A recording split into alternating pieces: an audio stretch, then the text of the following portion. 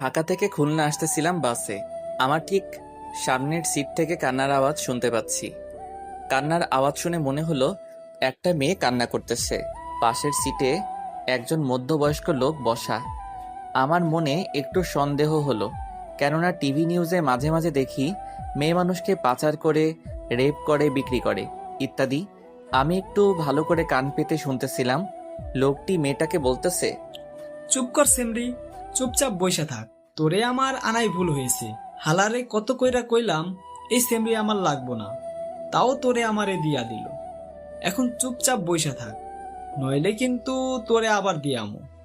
তারপর মেয়েটা আস্তে আস্তে কান্না করতে লাগলো। একটু পর লোকটি আবার মেয়েটাকে বলতেছে, ওইনে যাইয়া ভালো মতো কাম করবি, নইলে কিন্তু তোরে ওরা মাইরা ফেলবে। আর এই বালের কান্নাকাটি বন্ধ কর, নইলে কিন্তু। এইবার আমি কনফার্ম হলাম এই মেয়েটা কোনো খারাপ লোকের পাল্লায় পড়ছে। বাস চলেছে আর আমি সময়ের অপেক্ষায় আছি, কখন মেয়েটার সাথে কথা বলা যাবে। বাস যখন মাওয়াঘাটে পৌঁছালো তখন মাওয়াঘাটে প্রচুর জ্যাম।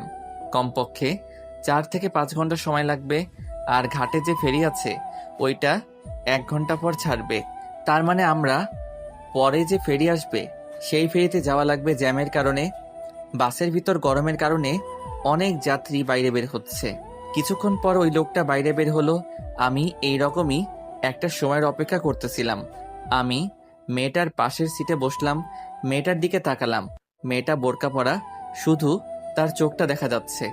চোখটা রক্তের মতো লাল। অনেক কেঁদেছে মেয়েটা। আমি মেয়েটাকে বললাম, কোনো সমস্যা? মেয়েটা মাথা নাড়িয়ে না বলল। আমি বললাম, যদি কোনো সমস্যা থাকে বলতে পারেন। মেয়েটা কিছুক্ষণ চুপ থেকে বলল, সমস্যা বলে কি হবে, যে সমস্যার কোনো সমাধান নাই? আগে বলবেন তো, দেখি সমাধান করা যায় কিনা। আমাকে বিক্রি করে দিছে খারাপ জায়গায়, সেখানে আমাকে নিয়ে যাওয়া হচ্ছে। আপনাকে কে বিক্রি করে দিয়েছে? আর আপনার পরিবার কোথায় থাকে? মেয়েটা বলল, আমার পরিবার বলতে কেউই নেই, আমি একটা এতিম মেয়ে। আর যারা আমাকে বিক্রি করছে তাদের আমি কাউকে চিনি না, কিন্তু তাদের মধ্যে একজন পুলিশ ছিল। এর মধ্যে ওই মধ্যবয়স্ক লোক চলে আসলো। আমি আস্তে করে আমার সিটে বসে পড়লাম। আমি ভাবতে লাগলাম, আমি কি মেয়েটাকে বাঁচাতে পারবো নাকি পারবো না। আমি যদি আবার কোনো সমস্যার ভিতর পড়ি। লোকটি মেয়েটাকে বলতেছে, আশেপাশে খাবার হোটেল নেই, আমি সামনে হোটেলে গিয়ে খাবার লইয়া আসি, আর তুই এইখানে বইয়া থাক, আমি আইতাছি। এই কথা বলে লোকটি চলে গেল। আমি আবার মেয়েটার পাশে গিয়ে বসলাম আর বললাম, এখন কি করবেন? মেয়েটা বলল, জানি না। আমি বললাম, বাঁচতে হলে একটা উপায় আছে। মেয়েটা বলল, কি উপায়? এখান থেকে পালাতে হবে। কিন্তু আমি পালিয়ে কোথায় যাব? আমার তো আপন বলতে কেউ নেই এই দুনিয়াতে। সেটা এখন ভাবার বিষয় না। কিন্তু আপনি আমাকে নিয়ে কোথায় যাবেন? সেটা পরে ভাবা যাবে। কিন্তু কিন্তু কি? এই লোকটা চলে আসবে। যদি বাঁচতে চান তাহলে এখান থেকে এখনই পালাতে হবে। মেয়েটাকে দেখে মনে হচ্ছে ভয় পাচ্ছে। দেখেন, আপনি আমাকে বিশ্বাস করতে পারেন, আমি আপনার কোনো ক্ষতি করব না। মেয়েটা আমার চোখের দিকে কিছুক্ষণ তাকিয়ে থেকে বলল, চলুন। আমি মেয়েটাকে নিয়ে সোজা বাস থেকে নেমে ফেরিঘাটের দিকে হাঁটা শুরু করলাম। ফেরিঘাটে যেয়ে দেখি ফেরি চলে গেছে।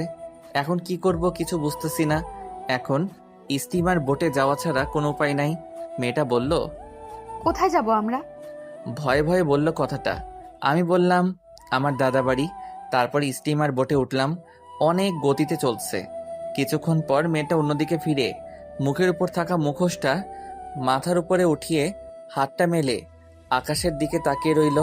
তারপর মেয়েটা মুখোশটা ঠিক করে আমার পাশে এসে বলে, জানেন, আমি এই প্রথম নদী দেখলাম। মানে? আপনি আগে পরে কখনো নদী দেখেন নাই? না, আমি সব সময় এতিমখানার ভেতরেই থাকতাম। আপনার আপন বলতে কেউ কি নেই? জানি না আছে কিনা। বলেই মেয়েটা কান্না করতে লাগলো। কান্না বন্ধ করুন, মানুষজন খারাপ ভাববে। বোট থেকে নামার পর আমার চাচাতো ভাইকে ফোন দিলাম। হ্যালো শাকিল। কেমন আছো ভাইয়া? ভালো, আমি আসতেছি বাড়ি। সত্যি? হুম। এই কে কে আসবে? একটা মেয়ে আছে, আমার সাথেও আসবে। কে ভাইয়া মেয়েটা? আমি আসি তারপর বলবানি। থাক, আর বলা লাগবে না, আমি বুঝছি। কি বোঝো? বলার আগে ফোনটা কেটে দিল। তারপর মেয়েটাকে বললাম, কিছু খাবেন? মেয়েটা মাথা নাড়িয়ে না বলল। তারপর আমি জোর করে হোটেলে নিয়ে গেলাম। মহিলা ওয়াশরুম দেখিয়ে দিয়ে বললাম হাত মুখ ধুয়ে টেবিলে আসুন। আমিও হাত মুখ ধুয়ে খাবার টেবিলে আসলাম। ওয়েটার টেবিলে খাবার দিতেছে। এর ভিতর মেয়েটা আমাকে বলল, আমি কি এখানে বসে খাবো? তো কোথায় বসে খাবেন? না, আমি এখানে বসে খাবো না। কেন? এখানে অনেক লোকজন আর পুরুষ আছে, তাই। আমি আর কোনো কথা বললাম না। ওয়েটারকে বললাম, ভাই এখানে কোনো আলাদা খাবার জায়গা আছে? আছে। আপনি ওনাকে ওইখানে নিয়ে যান আর ওনার খাবারটা ওখানে দিয়ে আসেন। ওকে। তারপর মেয়েটাকে বললাম, আপনি এইখানে যেয়ে খেয়ে আসুন। মেয়েটা কিছুক্ষণ তাকিয়ে থেকে চলে গেল। খাওয়া দাওয়া শেষে বাসে উঠলাম দাদাবাড়ি যাওয়ার জন্য। রাত 8টার সময় দাদাবাড়ি পৌঁছালাম। বাড়ির ভিতর ঢুকে আমি একটু অবাক হলাম। আমার দাদা দাদি, 4 চাচা চাচি, 2 ফুপু, ভাই বোনে পুরা ঘর ভরা। শাকিল আমার পাশে এসে বলল, চলো ভাইয়া। বলে একটা রুমে নিয়ে যেতেছিল। আমি মেয়েটাকে দেখিয়ে শাকিলকে বললাম, ওই শাকিল। আর ও আপুকে ডাক দিয়ে বলল, আপু, তুই ভাইয়াকে নিয়ে যা। ভাবি মানে?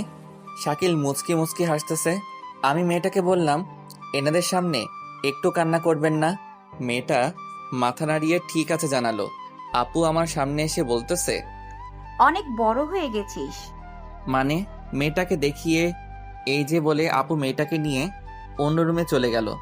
আমি রুমে এসে ফ্রেশ হয়ে বের হওয়ায় শাকিল আমার হাতে একটা পাঞ্জাবি দিয়ে বলল, পরো এটা। আমি বললাম না আমার জামা কাপড় ব্যাগে আছে।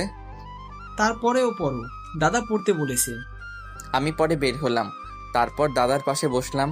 দাদাকে বললাম, কেমন আছো? তারপর দাদা আমাকে জড়িয়ে ধরে কান্না করতে লাগলো আর বলল, তোর মা বাপ এখন আমার উপর অভিমান করে আছে। আমি ফোন করেছিলাম তোর আব্বু আম্মুকে, তারা সকালে আসতেছে। আমি অবাক হয়ে গেলাম। এই 21 বছর পর দাদা আমার আব্বু আম্মুর সাথে কথা বলল। আমার মা বাবা প্রেম করে বিয়ে করছিল বলে মেনে নেয়নি। আমার দাদা তার ভাইয়ের মেয়ের সাথে আব্বুর বিয়ে ঠিক করছিল, কিন্তু আমার আব্বু বিয়ের 3 দিন আগে পালিয়ে বিয়ে করে। তারপর দাদার কাছে আসছিল, দাদা মেনে নেয়নি। আরও অনেক কথা অন্য একদিন বলবো। তারপরে সবার সাথে কথা বললাম। মেজো চাচিকে জিজ্ঞাসা করলাম, চাচা কই? অফিসে। আমার মেজো চাচা কাজী। এত রাতে অফিসে? এখনই চলে আসবে। তারপর দাদি আমাকে বলল, মেয়েটার নাম কি? আপু চিল্লাইয়া বলল। রোজা। সবাই মেয়েটার প্রশংসা করতে লাগলো। আমি একটু রুমের বাইরে এসে রিয়াকে ফোন দিলাম। কোথায় তুমি? দাদা বাড়ি। তোমার না খুলনা আসার কথা ছিল? একটু সমস্যা হয়েছে, তাই দাদা বাড়ি আসলাম। কি সমস্যা হইছে? তুমি ঠিক আছো তো? তেমন কিছু হয় নাই। তোমার পরীক্ষা কেমন হলো? ভালো। শোয়ান শোয়ান, দাদা ডাকতেছে। আমি রিয়াকে বললাম, পরে ফোন দিব, দাদা ডাকতেছে। কাল আমার পরীক্ষা নাই, আজ সারা রাত কথা বলবো। আচ্ছা, আমি পরে ফোন দিচ্ছি। Okay, I love you. I love you too. Bye. Phone কেটে ফোনটা সাইলেন্ট করে রাখলাম। রুমের ভিতর এসে দেখি মেধু চাচা এসে পড়ছে। সবাই অনেক খুশি। আমাকে দেখে সবাই হাসতেছে। আমি দাদির পাশে বসলাম। দাদি বলল, কবুল বল। মানে? আরে লজ্জা পেতে হবে না। সবাই একসাথে হু হু করে হেসে উঠল। দাদি আবার বলল, কবুল বল। এই তোমরা চুপ করো। আমার মুখটা দাদির দিকে ফিরিয়ে দাদি বলল, কবুল বল। দাদি কবুল বলল মানে? তোর বিয়ে এখন, আর তুই কবুল বলবি না? আমার বিয়ে কার সাথে? কার সাথে? আবার রোজার সাথে। আরে এই মেয়েটারে তো আমি। তোর কিছু বলা লাগবে না, রোজা আমাদের সব বলেছে। তো তোর তো কিছুই বুঝি না। এখন তুই কবুল বলে এখানে সই কর।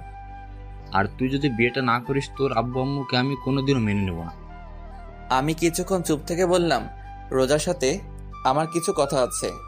ভাইয়া, আগে বিয়েটা কর, তারপর মন ভৈরা কথা বলো। সবাই কত হাসি খুশি। আমি যদি না বলি সবাই মনে কষ্ট পাবে। সাথে মা বাবাকে দাদা মেনে নেব না। আমি আমার আব্বুকে অনেক কাঁদতে দেখেছি দাদা দাদির জন্য। এখন বাবা মাকে বলেও যদি মেনে না নেই, তাহলে বাবা মা অনেক কষ্ট পাবে। কি করব কিছুই মাথায় আসতেছে না। কি হলো, কবুল বল। আমি আর কোনো কিছু না ভেবে 3 বার কবুল বলে সই করে দিলাম। আলহামদুলিল্লাহ। তারপর চাচা দাদা দাদি যে রুমে রোজা, সেই রুমে গিয়ে রোজা সই নিল। তারপর খাওয়া দাওয়া করে শাকিল বলল, ভাইয়া এই রুমে চলো তো। আমি রুমে গেলাম। রুমের জানালা দিয়ে দেখলাম একটা লাল শাড়ি পরা একটা মেয়েকে অন্য রুমে নিয়ে যাচ্ছে। কিছুক্ষণ পর দাদা আর দাদি আসলো, এসে আমাকে একটা রুমের সামনে নিয়ে গেল। রুমের ভিতর ঢুকিয়ে দরজাটা বাইরে থেকে বন্ধ করে দিয়ে হাসতে হাসতে চলে গেল দাদা দাদি। আমি রুমটা দেখে অবাক হলাম, এত সুন্দর করে রুমটা সাজানো হয়েছে। সারা রুমে মোমবাতি, পুরা বিছানাটা ফুল দিয়ে সাজানো হয়েছে। রুমের ভিতর একটা খাট, একটা টেবিল, টেবিলের উপর এক গ্লাস দুধ, এর 2 সেট জামা কাপড় আছে, একটা আমার একটা হয়তো রোজার। আমি রুমে ঢোকার শব্দ শুনে রোজা খাট থেকে নেমে এসে আমার পা ধরে বসে রইল। আমি কি করব কিছুই বুঝতেছি না। আমি ওর 2 ডানা ধরে রোজাকে দাঁড় করালাম আমার সামনে। ইয়া বড় ঘুমটা দেওয়া। রোজা আমার হাত ধরে টেবিলের কাছে নিয়ে গেল, নিয়ে দুধের গ্লাসটা আমার হাতে দিল। আমি গ্লাসটা হাতে নিয়ে বললাম, আমার কিছু কথা আছে। রোজা বলল, শুনবো, সব কথা শুনবো। আগে দুধটা খান, অর্ধেক খান কিন্তু। আমি রোজার পাশে দাঁড়িয়ে দুধটা মুখ লাগিয়ে খাচ্ছি। অর্ধেকের বেশি খাওয়ার সাথে সাথে রোজা একটু উঁচু হয়ে হাত ধরে দুধের গ্লাসটা মুখের থেকে 2 আঙ্গুল দূরে সরিয়ে রেখে বলল, অর্ধেক খেতে বলছি না? আমার হাত এখনো ধরা। আমি ওর দিকে তাকিয়ে আছি। ঘুমটার আড়ালে শুধুমাত্র ওর ঠোঁটটা দেখা যাচ্ছে। ঠোঁটের নিচে ছোট একটা তিল, যা ওর ঠোঁটের সৌন্দর্যকে আরো বাড়িয়ে দিচ্ছে। আমি আস্তে আস্তে দুধের গ্লাসটা রোজার হাতে দিলাম। রোজা দুধটা খেয়ে আবার আমার হাত ধরে খাটের কাছে নিয়ে গেল। আমি খাটের এক পাশে বসে রোজাকে অন্য পাশে বসতে বললাম। ও এখনো ঘুমটা দেওয়া। চুপচাপ 2 জন বসে আছি। নীরবতা ভেঙে আমি বললাম, কি থেকে কি হয়ে গেল, তাই না? কিন্তু আল্লাহ যা করে ভালোর জন্যই করে। আপনাকে কিছু কথা বলার ছিল। বলেন। আমি একজনকে ভালোবাসি। 4 বছরের সম্পর্ক আমাদের। আমার বাবা মা জানে। ওর পরীক্ষা চলতেছে, পরীক্ষা শেষ হলে আমাদের বিয়েটা হওয়ার কথা ছিল, কিন্তু আপনার সাথে বিয়েটা হয়ে গেল। আপনি তো না বলতে পারতেন। কিন্তু এই কারণে আপনাকে আমার বিয়ে করা লাগছে। আমি কিছুদিন পর আপনাকে ডিভোর্স দিয়ে দিব। রোজা একটু হেসে বলল, বিয়েটা হতে পারলো না, এরই মধ্যে ডিভোর্স? আমি কিছুক্ষণ চুপ থেকে বললাম, আপনি চিন্তা করবেন না, আমি আপনার থাকা খাওয়ার একটা ব্যবস্থা করে দিব। আপনি আমাকে একবার দেখেন তো। দেখে কি হবে? থাক, দেখা লাগবে না। আপনার আর কিছু বলা থাকলে বলতে পারেন। বলার মতো কথা অনেক আছে, কিন্তু অধিকার নাই। কথা বলতে কোনো অধিকার লাগে না। একটা কথা বলবো, রাখবেন? এই কথাটাই অধিকার আছে। রাখবেন কিনা বলেন? বলেন। আপনি আমাকে নাম ধরে ডাকবেন আর তুমি কইরা বলবেন। শুধু এইটুকু? হুম। আচ্ছা, এবার আপনি ঘুমান। আবার আপনি? সরি, এবার তুমি ঘুমাও। আপনি কি করবেন? মুস্কানের সাথে একটু কথা বলল। এই মুস্কানকে? আরে বললাম না, আমার প্রেমিকার কথা। ওর নাম মুস্কান। ও, তা ঘুমাও তুমি। আপনি কিন্তু একবারও আমার মুখটা দেখলেন না। না দেখাটাই ভালো। রোজা শুয়ে পড়ল। ঘরের মোমবাতিগুলা আস্তে আস্তে নিভতে শুরু করছে। আমি টেবিলের উপর বসে ফোনটা হাতে নিয়ে লক করলাম, আর দেখতে পেলাম 75+ মিসড কল, 93+ SMS। তাই রিয়াকে ফোন দিলাম। সাথে সাথে ফোন ধরে বলল, তুমি ঠিক আছো তো?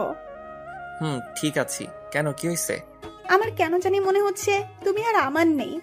আরে পাগলি, আমি একটু দূরে আছি, তার জন্য তোমার এরকম মনে হচ্ছে। তুমি এতক্ষণ ফোন ধরো নাই কেন?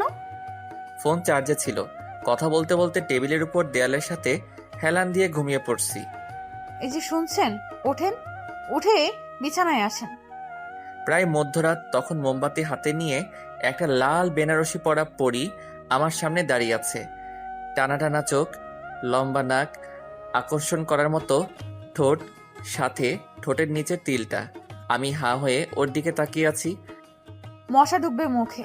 ও মা, হা করে কি দেখেন? আমি একটু লজ্জা পেয়ে বললাম, কই কিছু না তো। রোজা হাসতে হাসতে বলল, খাটে এসে ঘুমান। আবার আমি বলছি না তুমি করে বলতে? একদম আমার মুখের কাছে মুখ নিয়ে কথাটা বলল রোজা। মানে তোমার সাথে এক বিছানায় ঘুমাবো। তো কোথায় ঘুমাবেন? আমি আপনার বউ, আপনি ঘুমাবেন না তো কে ঘুমাবে আমার সাথে? কিন্তু তোমাকে তো বউ হিসেবে মানি না। না মানলে কি হবে? আমি তো আপনাকে স্বামী হিসেবে মানি। এখন যদি খাটে না আসেন তাহলে আমি কিন্তু দাদাকে ডাকবো। এই না না। তাহলে চলেন। আমি এইখানেই ঠিক আছি।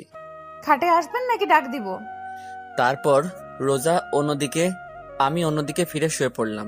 সকাল 6টায় ঘুম থেকে উঠে দেখি রোজা আমার বুকের উপর শুয়ে আছে।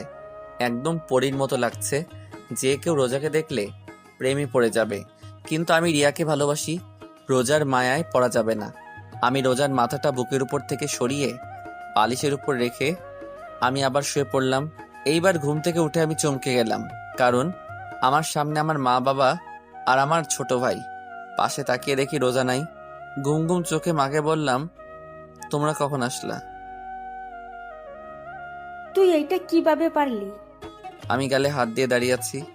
তোর সাথে রিয়ার বিয়ে ঠিক করা, ওর পরীক্ষার 3 দিন পর তোদের বিয়ে, সবাইকে দাওয়াত দেওয়া হয়ে গেছে, আর এখন তুই?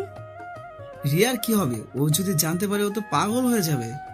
তোরা না দুইজন দুইজনকে ভালোবাসিস? মা, চুপ, কোনো কথা বলবি না। বের হ রুম থেকে, গোসল করে নাস্তা করতে আয়। আমি কোনো কথা না বলে রুম থেকে বের হতে লাগলাম। দরজার কাছে আসতে দেখি দরজার পাশে রোজা দাঁড়িয়ে কান্না করতেছে। গোসল করে আইছে, চুল থেকে এখনো পানি পড়তেছে। আমি হাসি মুখে বললাম, ঝড় আসছে, রেডি থাকো। আল্লাহ যা করবে ভালোর জন্যই করবে। এই চাকার জন্য? আব্বু আম্মুর জন্য। আরে বাব্বা, এখনই আব্বু আম্মু? হুম। একটু মুখে ভেঙচি দিয়ে হাতের কেনুই দিয়ে আমাকে খোঁচা দিয়ে চলে গেল। কি অদ্ভুত, তাই না? গোসল করতেছি, এরই ভিতর দরজায় করা নাড়লো। আমি বললাম, কে? আমি। কে রোজা? হুম। কি বলো? আপনার ফোন বাজতেছে, কে যেন ফোন করছে। আমি দরজাটা একটু খুলে ফোনটা নিলাম, সাথে সাথে আবার রিয়ার ফোন। হ্যালো। আমার না কোনো কিছু ভালো লাগতেছে না। কেন, কি হয়েছে? জানি না, কিন্তু কিরকম জানি লাগতেছে। আরে পাগলি, তোমার পরীক্ষা চলতেছে তো, তাই এরকম লাগতেছে। সব ঠিক হয়ে যাবে। হুম। আচ্ছা রাখি তাহলে, গোসল করব। এই, তুমি এত সকালে গোসল করবা কেন? তুমি তো দুপুরে গোসল করো, তাই না? আরে থাক, বলা লাগবে না। বলবা তো দাদা বাড়ি আসছি তাই? একদম ঠিক। তা এখন রাখি, পরে কথা বলবো। হুম। সোহান, সোহান, সোহান, বলো। একটা কথা জিজ্ঞাসা করব? করো। সব ঠিক আছে তো সোহান? এই কথাটা শুনে আমার বুকের ভিতর একটু ব্যথা করে উঠল। আমি নর্মাল ভাবেই বললাম, সব ঠিকই তো আছে রিয়া, তুমি বেকার টেনশন করছো। আচ্ছা রাখি তাহলে, ফোন দিয়েও কিন্তু। Love you. Love you too. Bye. Bye. দরজায় কেউ করা নাড়ছে। কে? আমি। বলো। আম্মু ডাকতেছে আপনাকে। আসতেছি। রিয়াকে এখন কিছু বলা যাবে না, ওর পরীক্ষা চলতেছে। এখন বললে ওর পরীক্ষা ভালো হবে না। কিন্তু রিয়া ঠিকই বুঝতে পারছে যে কিছু একটা হয়েছে। অনেক ভালোবাসে সোহানকে রিয়া, তাই হয়তো অনুভব করতে পারে। নাস্তার টেবিলে দাদা মাকে বলতেছে, শোন বৌমা, সোহানরা আমি বিয়ে দিছি, ওরা দুজন দুজনকে ভালোবাসে তাই বিয়েটা দিছি। মেয়েটা দেখতে কি মিষ্টি। রোজা চুপচাপ বসে আছে, তা দেখে মা বললেন, ও বউ, খাচ্ছ না কেন? এই তো আম্মু খাচ্ছি। এদিকে আয় মা, আমার পাশে বস। রোজা মার পাশে বসলো। মা নিজের হাতে রোজাকে খাইয়ে দিচ্ছে। রোজাও ভেজা ভেজা চোখে খেতে লাগলো। প্রেমের বিয়ে বেশি দিন টেকে না। মীরা প্রতিবেশী দরজায় সামনে দাঁড়িয়ে কথাটা বলল। এই তুই চুপ কর, এই বিয়ের সাক্ষী আমি তুমি। দেখো বৌমা, সোহানার রোজা কোনোদিনও আলাদা হবে না।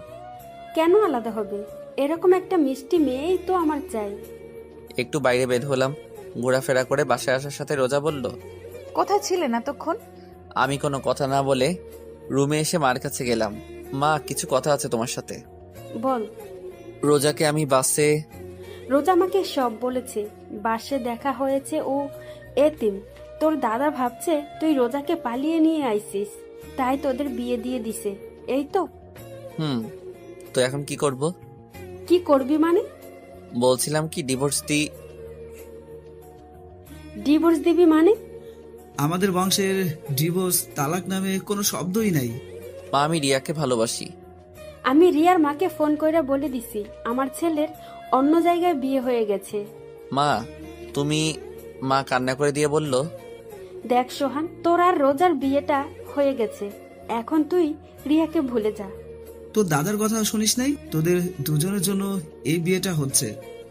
যা হবার তা হয়ে গেছে, এখন থেকে তুই রোজাকে ভালোবাসবি। অসম্ভব বলে চলে আসছিলাম, দরজার সামনে রোজা দাঁড়ানো। আমি পাশ কেটে বাইরে বের হয়ে রিয়াকে ফোন দিলাম। রিসিভ করে কোনো কথা বলতেছে না।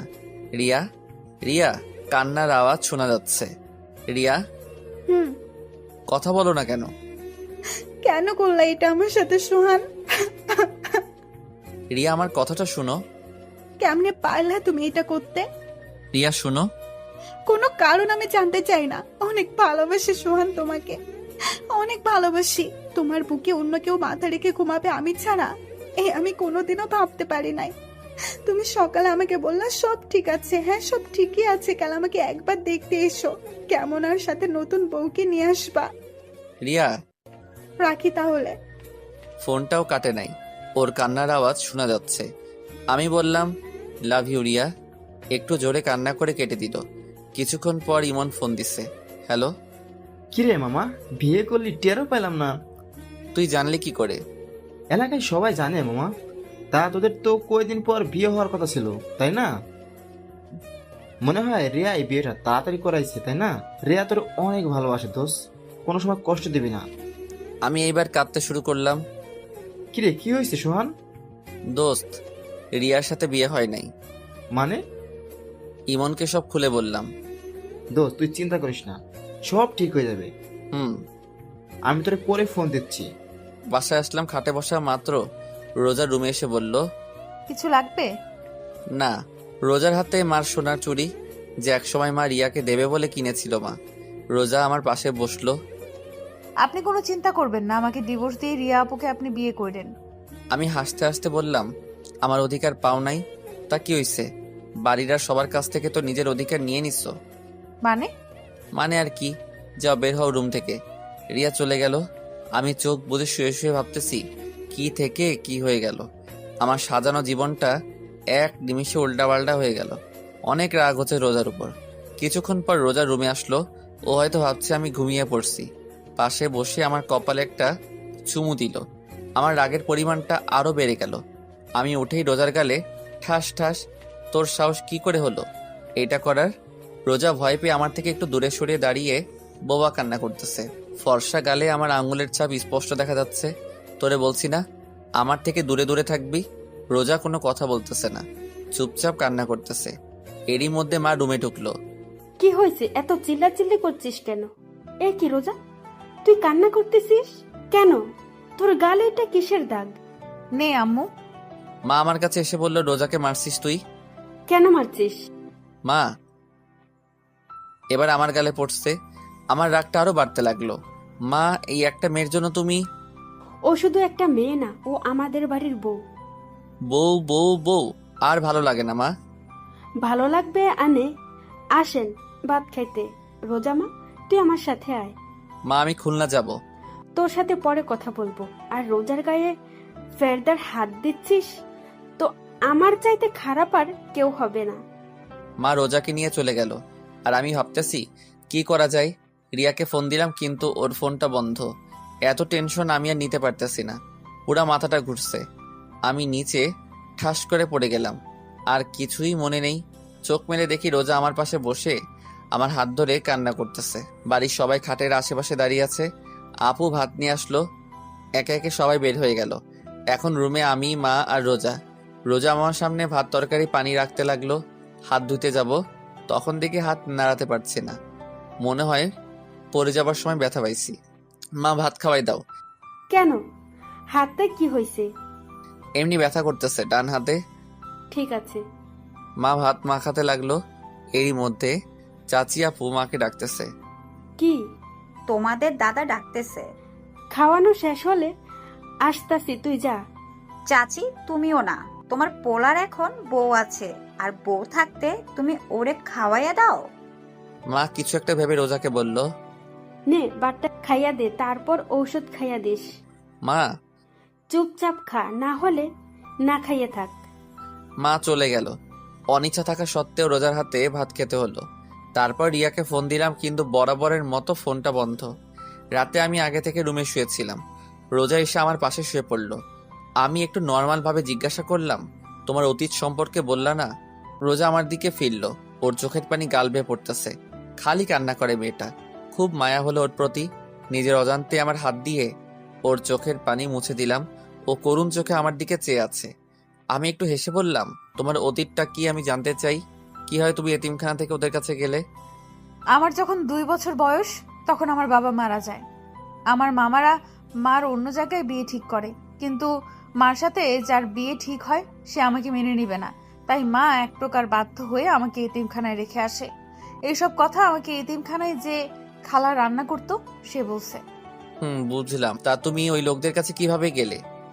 এতিমখানার মালিক মারা যাওয়ার পর কিছু বড় বড় নেতার চোখ পড়ে এতিমখানায়। এখানেই নাকি মার্কেট হবে। এতিমখানায় যত লোক ছিল তাদের মধ্যে শুধু আমিই বড় ছিলাম, আর সবাই ছোট ছোট। সবাইকে আলাদা আলাদা এতিমখানায় শিফট করা হয়, কিন্তু একটা পুলিশ আমাকে ওই লোকটার কাছে বিক্রি করে দিছে। তারপর আপনার সাথে দেখা। বলে কান্না করতে লাগলো। তোমাকে বলছি না এই কান্নাকাটি একদম আমার সামনে করবা না। ও কান্না থামিয়ে বলল, আপনি রিয়া আপুকে বিয়ে করেন, কিন্তু আমারে তারায় দিবেন না। আপনার ঘরের এক কোণায় একটু জায়গা দিয়েন। আপনি তো জানেন আমার থাকার কোনো জায়গা নাই। আমি কি বলবো কিছুই মাথায় আসতেছে না। আচ্ছা ঠিক আছে, তুমি ঘুমাও তাহলে। হুম। আমি বারান্দায় এসে রিয়াকে ফোন দিলাম, কিন্তু ফোন এখনো বন্ধ। আমি এসে বিছানায় শুয়ে পড়লাম। রাত 4:30 ফোনের আওয়াজে ঘুম ভাঙে। চোখ মেলে তাকিয়ে দেখি রোজা আমাকে জড়িয়ে ধরে শুয়ে আছে। ওর গরম নিঃশ্বাস আমার গলার উপর পড়তেছে। রোজাকে না সরিয়ে ফোনটা রিসিভ করলাম। ইমন ফোন দিছে। হ্যালো। কি রে দোস্ত, এত রাতে কিছু হয়েছে? দোস্ত রিয়া। কি কি হয়েছে রিয়ার? রোজাকে ধাক্কা দিয়ে সরিয়ে উঠে বসলাম। রোজা করুণ চোখে আমার দিকে চেয়ে আছে। দোস্ত রিয়া সুসাইড করেছে। মানে কি? দোস্ত অবস্থা খুব খারাপ। সদর হাসপাতাল থেকে ফেরত দেশে খুলনা মেডিকেল নেওয়া হয়েছে। দোস্ত কি করব বল? তুই তাড়াতাড়ি চলে আয়, না হলে হয়তো শেষবারের মতো দেখতে পারবি না। কিছু হবে না রিয়ার, আমি এখনই আসতেছি। কি হয়েছে? আপনি এখন কোথায় যাবেন? আমার হাত ধরে কথাটা বলল রোজা। আমার প্রচুর রাগ উঠতে লাগলো। ঠাস ঠাস ঠাস কয়টা থাপ্পড় দিছে আমার মনে নাই।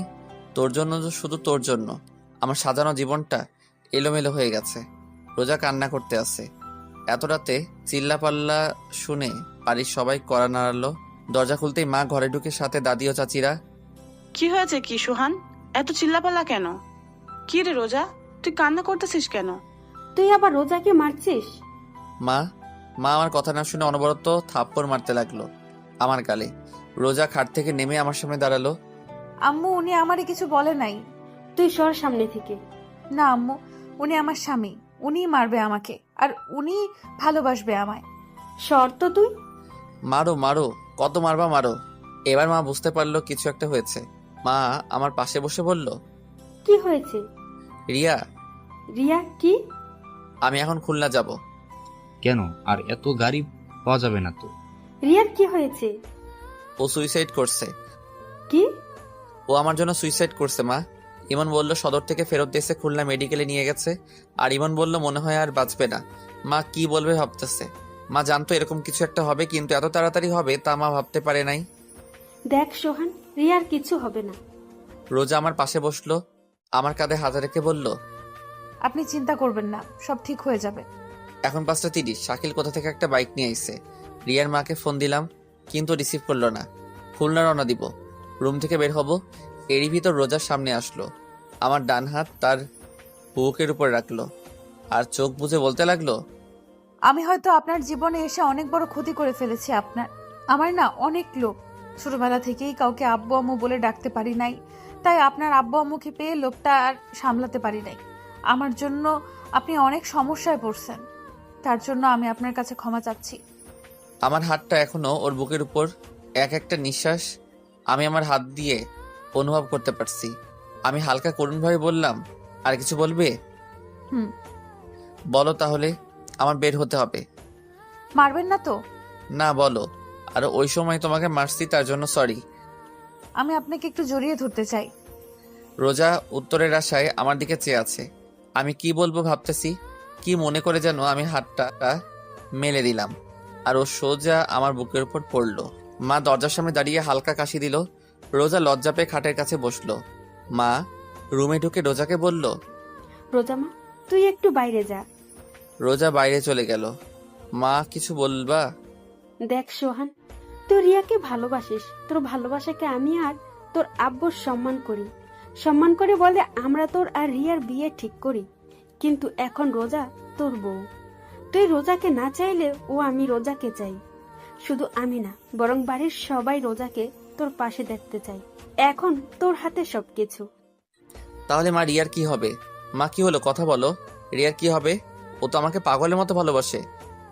দেখ সোহান, আমি জানি, তারপরও সোহান রোজা তোর বউ, আর আমি মন থেকে রোজাকে আমার ছেলের বউ হিসাবে মেনে নিয়েছি। কিন্তু আমি তো মেনে নেই নাই। তুই আমার ছেলে, তোরে আর কি বলবো। স্বামী স্ত্রীর মধ্যে আল্লাহ অন্যরকম ভালোবাসা দিয়ে দিছে, যা তুই এখন বুঝতে পারবি না। মা রুম থেকে চলে গেল। রিয়ার মাকে আবার ফোন দিলাম, কিন্তু ধরলো না। খুলনা রওনা দিলাম, সাথে শাকিলও হাসপাতালে আছে। গিয়ে দেখি রিয়া আর নেই, কিছুক্ষণ আগে মারা গেছে। আমি পুরা শকড, বিশ্বাসই হচ্ছে না যে রিয়া মারা গেছে। আমার চোখ থেকে অনবরত পানি পড়তেছে। রিয়ার মা রিসিপশনে নার্সের সাথে কথা বলতেছে। আমি পিছন থেকে বললাম, খালা। রিয়ার মা মারলো আমাকে, এত জোরে থাপ্পড়টা মারছে আমি নিচে ফ্লোরে আছড়ে পড়লাম। ঠোঁট ফেটে গেছে, রক্ত পড়তেছে। শাকিল এসে আমাকে দাঁড় করালো। খালা রিয়া কোনো কথা বলতেছে না, নীরবে কান্না করতেছে। মা চলো। রিয়ার মা কাঁদতে কাঁদতে রিয়ার ভাইয়ের পিছু পিছু চলে গেল। আমি কান্না করতেছি না, কিন্তু আমার চোখ থেকে পানি পড়তেছে। রিয়ার মার পিছু পিছু চলতে লাগলাম। তারা একটা অ্যাম্বুলেন্সে উঠতে লাগলো। আমি দৌড়ে অ্যাম্বুলেন্সের পাশে গেলাম। খালা রিয়া। তোর ওই পাপি মুখে রিয়ার নাম আর নিস না। খালা। ঠাস করে অ্যাম্বুলেন্সের দরজাটা বন্ধ করে তারা চলে গেল। আমি বসে পড়ে চিৎকার করে কান্না করতে লাগলাম। রিয়া নাই, আমার বিশ্বাসই হচ্ছে না, মনে হয় একটা দুঃস্বপ্ন। ঘুম ভাঙলে সব ঠিক হয়ে যাবে। শাকিল মাকে ফোন করে বলে দিছে রিয়া মারা গেছে। একটা নার্স আসলো, আমার কাছে এসে বলল, আপনার নাম কি সোহান? আমি মাথা নাড়িয়ে হ্যাঁ বললাম। নার্স একটা ভাঁজ করা কাগজ আমার কাছে দিল। এটা কি? যে পেশেন্টটা কিছুক্ষণ আগে মারা গেছে তার লেখা চিঠি। আমি কাগজটা হাতে নিয়ে বললাম, আপনি কোথায় পেলেন? পেশেন্ট যখন মৃত্যু সজ্জায় ছিল তখন তার মার কাছে কাগজটা দিয়েছিল আর বলেছিল এটা সোহানকে দিতে, কিন্তু পেশেন্ট মারা যাওয়ার পর পেশেন্টের মা কাগজটা ডাস্টবিনে ফেলে দেয়। আমি ডাস্টবিন থেকে উঠিয়ে আমার কাছে রেখে দিই, আর আপনাকে দেখে মনে হলো আপনিই সোহান, তাই দিলাম। আমি কান্না করতে করতে বললাম, ধন্যবাদ আপনাকে। আর একটা কথা, মেয়েটা মারা যাওয়ার সময় অনেক মিনতি করেছে তার মায়ের কাছে, বাবার কাছে আপনাকে দেখার জন্য। আমি আর কি বলবো, আমার মনে হয় না যে রিয়া মারা গেছে। হাসপাতালের বাইরে বসে আছি, পাশে শাকিল, ইমনের অপেক্ষায় আছি। ইমন আসলো, ওকে জড়িয়ে ধরে কান্না করতে লাগলাম। ইমনও কান্না করতেছে। রিয়ার বাসায় গেলাম, কিন্তু রিয়ার আব্বু ঢুকতে দেয় নাই আমাকে। আমি, শাকিল আর ইমন রিয়ার ঘরের বাইরে দাঁড়িয়ে আছি। আমি নন স্টপ কান্না করতেছি, কি থেকে কি হয়ে গেল, তাই না? আস্তে আস্তে রিয়ার বাড়ির ভিতর লোকজন বাড়তে লাগলো। প্রায় লোকজন আমাকে ঘৃণার চোখে দেখতেছিল। নানান মানুষ নানান কথা বলতেছিল আমাকে। মসজিদ থেকে লাশের খাট আনা হয়েছে, কিছুক্ষণের মধ্যে রিয়াকে শেষ গোসল করাতে নিয়ে যাবে। আমার কিছু বন্ধু আমাকে বাজে ভাষায় গালাগালি দিতে লাগলো। ওরা কেউ বিশ্বাস করতে পারছিল না যে রিয়া সুইসাইড করছে, তাও আমার জন্য, যেখানে কিছুদিন পর আমাদের বিয়ে হওয়ার কথা ছিল। আর আজ মসজিদে মাইকে এহেলান দিতেছে যে রিয়ার নামাজে জানাজা বাদ জোহরে নামাজের পর হবে। রিয়ার আব্বু বাড়ির সামনে দাঁড়িয়ে আছে, যেন আমি ভিতরে ঢুকতে না পারি। পুলিশ আসছিল লাশ নিয়ে যেতে, ময়না তদন্ত করার জন্য, কিন্তু রিয়ার আব্বু তার মেয়ের শরীর কাটাছেড়া করতে দেবে না বলে পুলিশকে অনেক টাকা খাওয়াইছে। রিয়ার আম্মু বাইরে আসছে। আমি দৌড়ে তার কাছে গেলাম আর বললাম, খালা, রিয়াকে শেষবারের মতো একবার দেখতে দিন। রিয়ার আম্মু কান্না করতে করতে বলল, তুই আমার মেয়েকে দেখতে পারবি না। আমার মেয়ে তোরে শেষবার দেখার জন্য তড়পাইছে, আকুতি মিনতি করছে, কিন্তু তোরে দেখতে পাই নাই, তাই তরেও দেখতে দিব না। তুইও তড়পাবি, আজীবন আফসোস করবি যে শেষবার তুই রিয়ার মুখটাও দেখতে পাসনি। আমি রিয়ার মার পা ধরে কান্না করতে লাগলাম। রিয়ার বড় ভাই এসে রিয়ার মার কাছ থেকে নিয়ে আমাকে বাইরে বের করে দিল। ওদের বাসার মধ্যে কান্নার রোল পড়ে গেছে। ঘর থেকে রিয়ার লাশ বাইরে বের করা হচ্ছে, শেষ গোসল করাতে নিয়ে যাচ্ছে। আর দেখতে পাবো না রিয়াকে, ভালোবাসি বলবে না আমায়। পরীক্ষা দিয়ে আইসে রিয়ার কিছু বান্ধবী, ওরাও আমাকে অনেক আজে বাজে কথা শুনাইয়া গেল। আমি কোনো কথাই বলতেছি না, সবকিছু অন্ধকার অন্ধকার লাগতেছে আমার কাছে। মসজিদের মাইকে আবার এহলান দিল জানাজার বিষয়। আমার মা আর রোজা আইসে রিয়ার বাসায়। আমার সামনে থেকে বাসার ভিতর ঢুকলো। আমি বাইরে দাঁড়িয়ে দেখতেছি। রোজা আমার কাছে আসতে চাইছিল, কিন্তু মা ওকে হাত ধরে বাসার মধ্যে নিয়ে গেল। কিছুক্ষণ পর মা বের হলো ভেজা ভেজা চোখে, আমায় বলল বাসায় চল। আমি চুপচাপ, কোনো কথা বলতেছি না, শুধুমাত্র চোখ থেকে পানি পড়তেছে। রোজার পাশে যে বললাম, আল্লাহ যা করেন ভালোর জন্যই করে, তাই না? শুধুমাত্র তোমার ভালোই দেখলো তোমার আল্লাহ, আর কারো ভালো দেখালো না। রোজা কোনো কিছু না বলেই কান্না করতে লাগলো। মা আবার বলল, বাসায় চল। মা রিয়াকে একবার দেখবো। আর কাউকেই দেখতে দিবে না। আর মেয়েদের লাশ আপন লোক ছাড়া পরপুরুষকে দেখতে দেয় না। ওর মামারে দেখতে দেয় নাই। আমি আর কোনো কথা বললাম না, কারণ এসব নিয়মকানুন আমি জানি। আমার বুক ফেটে কান্না আসতেছে। রিয়াকে শেষবার দেখতে পারবো না। মার সাথে আমাদের বাসায় আসলাম। কিছুক্ষণ বাসায় বসে উজু করে নামাজে গেলাম। নামাজ শেষে মসজিদের বাইরে এসে দাঁড়ালাম জানাজার জন্য। মসজিদের বাইরে আগে থেকে রিয়ার লাশ রাখা ছিল। একে একে 3 কাতারে জানাজার নামাজ শুরু হলো। জানাজা শেষে দাফন করার পর আর বাসায় যাইনি। সারাটা দিন ইমনের সাথে ছিলাম। রাত 1টার সময় বাসায় আসলাম। ডুপ্লিকেট চাবি দিয়ে ঘরে ঢোকার সাথে সাথে দেখলাম সবাই হলরুমে বসে আছে। আমি কোনো কথা না বলে সোজা আমার রুমে আসতে যাব, তখনই মা বলল, ভাত খাবি না? না, খিদা নাই বলে রুমে চলে আসলাম। শুয়ে শুয়ে ভাবতেছি রিয়ার মৃত্যুর জন্য কাকে দোষ দিব, আমাকে, রোজাকে, মাকে, নাকি রিয়া নিজেই দায়ী। রিয়া আমাকে একবারও বোঝার চেষ্টা করলো না। আজ অনেক একা একা লাগতেছে নিজেকে। এরকম একটা দিন আসবে কোনোদিনও কল্পনাও করতে পারি নাই। কিছুক্ষণ পর, এই যে শুনছেন? শুনতেছি, বলো। উঠেন তো। কেন? উঠেন তো। আমি উঠে পিঠের তলায় একটা বালিশ দিয়ে হেলান দিয়ে বসলাম। রোজা ভাত মাখতে শুরু করলো। আমার মুখের কাছে 1 লোকমা ভাত নিয়ে বলল, হা করুন। আমি চুপচাপ ওর দিকে তাকিয়ে আছি। ও আবারও বলল, কি হলো, হা করুন। তখন বললাম, না, খাবো না। দেখে মনে হচ্ছে সারাদিন কিছুই খান নাই। আরো আপনার হাতে ব্যথা, খাবেন কি করে? নিন, হা করুন। আমি এইবার একটু জোরে চিল্লাই বললাম, খাবো না, শুনো নাই? আওয়াজ শুনে মা রুমের ভিতরে আসলো। এসে রোজাকে বলল, তোরা বলছি না ও খাবে না? ওর জন্য তুইও সারাদিন না খাইয়া রয়েছে। তুই খাইয়া ঘুমাইয়া পড়। আর সোহাগ, রোজারে যেন মারা টারা হয় না। বলে দরজাটা আটকিয়ে চলে গেল। রোজাও ভাত না খেয়ে হাত ধুয়ে বিছানায় শুয়ে পড়লো। কি অদ্ভুত, তাই না? ও আমার জন্য না খেয়ে বসে আছে। রিয়ার কথা ভাবতে ভাবতে ঘুমিয়ে পড়লাম। সকালে রোজার ডাকে ঘুম ভাঙে। চা হাতে নিয়ে দাঁড়িয়ে আছি। চাটা হাতে নিলাম। 1 চুমুক খাওয়ার পরেই রোজা জিজ্ঞাসা করলো, চা কেমন হয়েছে? আমি মাথা নাড়িয়ে ভালো বললাম। আমি নিজেকে অনেক নর্মাল রাখার চেষ্টা করতেছি, যদি কেউ বুঝতে না পারে আমার ভিতর থেকে কি চলতেছে। মানুষের ভালো করতে যে নিজের আপন মানুষকে হারালাম, আর রোজা পেল আপন মানুষ। আমার কাছে মনে হয় এই রোজার জন্য সবকিছু হয়েছে। না ওর সাথে আমার দেখা হতো, না ওর জন্য আজ এই দিন দেখতে হতো। রোজা রোজা রোজা, কি করব ওকে? আমার মাথায় কাজ করতেছে না। ফ্রেশ হয়ে নাস্তা না করে বাসা থেকে বের হতে যাব, এর মধ্যে রোজা আমার সামনে এসে দাঁড়ালো আর বলল, কোথায় যান? নাস্তা করবেন না? না। ও আমার হাত ধরে নাস্তার টেবিলে নিয়ে যেতে লাগলো। আমার এত পরিমাণ রাগ হলো যে ওর গালে ঠাস ঠাস করে 2টা থাপ্পড় দিয়ে দিলাম। রোজা আমার হাত ছেড়ে দিয়ে ছলছল চোখে আমার দিকে চেয়ে আছে। তুই এই বাড়ির বউ, আমার বউ না? এই কথাটা সবসময় মনে থাকে যেন। চলে আসার সময় মা রুমের দিকে তাকিয়ে দেখি মা আরও আমার দিকে চেয়ে রইছে। বাইরে বের হয়ে দেখি রিয়ার ছোট ভাই বাসার গেটের সামনে দাঁড়িয়ে আছে, হাতে একটা ব্যাগ নিয়ে। ওর পাশে যে দাঁড়ালাম, ও নিচের দিকে চেয়ে আছে। কিছু বলবি আরিয়ান? ও তখন কাঁদতে কাঁদতে আমাকে জড়িয়ে ধরলো। কিছুক্ষণ পর ছেড়ে দিয়ে ব্যাগটা আমার হাতে দিল। আমি হাতে নিয়ে বললাম, কি এতে? ও কাঁদতে কাঁদতে বলল, এটা আপুর ডায়েরি। তুমি যে শাড়ি দিছো সেই শাড়িটা। আমি জানি তুমি আপুকে অনেক ভালোবাসো, কিন্তু কি থেকে কি হয়ে গেল। আমি জানি তুমি অন্যায় কিছু করনি, কারণ তুমি আপুকে অনেক ভালোবাসতা। চাইছিলাম ডায়েরিটা আমার কাছে রেখে দেবো, কিন্তু ডায়েরির প্রথম পাতায় লেখা, এই ডায়েরিটা শুধুমাত্র তোমার ধরাছোঁয়া পড়ার অধিকার আছে, তাই তোমার কাছে এই দিতে আসলাম। কি বলবো, আমার মাথায় কিছুই আসতেছে না। আমি ওকে জড়িয়ে ধরে কান্না করতে লাগলাম আর বলতে লাগলাম, তুই আমারে মাফ করে দিস। আজ আমার জন্য তোর বোন। তুমি কোনো কিছু করো নাই, আমি জানি। বলে দৌড়াতে দৌড়াতে চলে গেল আরিয়ান। পিছন থেকে অনেক ডাক দিছিলাম, কিন্তু ফিরল না। ব্যাগটা হাতে নিয়ে ইমনের বাসায় গেলাম। যে দেখি ও এখন ঘুমে। ডাক দেওয়ার সাথে সাথে উঠে বসলো আর হাসি মুখে বলল, কিরে মামা, এত সকাল সকাল? এমনি আসলাম। সারাটা দিন ওর সাথে ঘুরলাম, কারণ নিজেকে ব্যস্ত রাখার চেষ্টা করতেছি।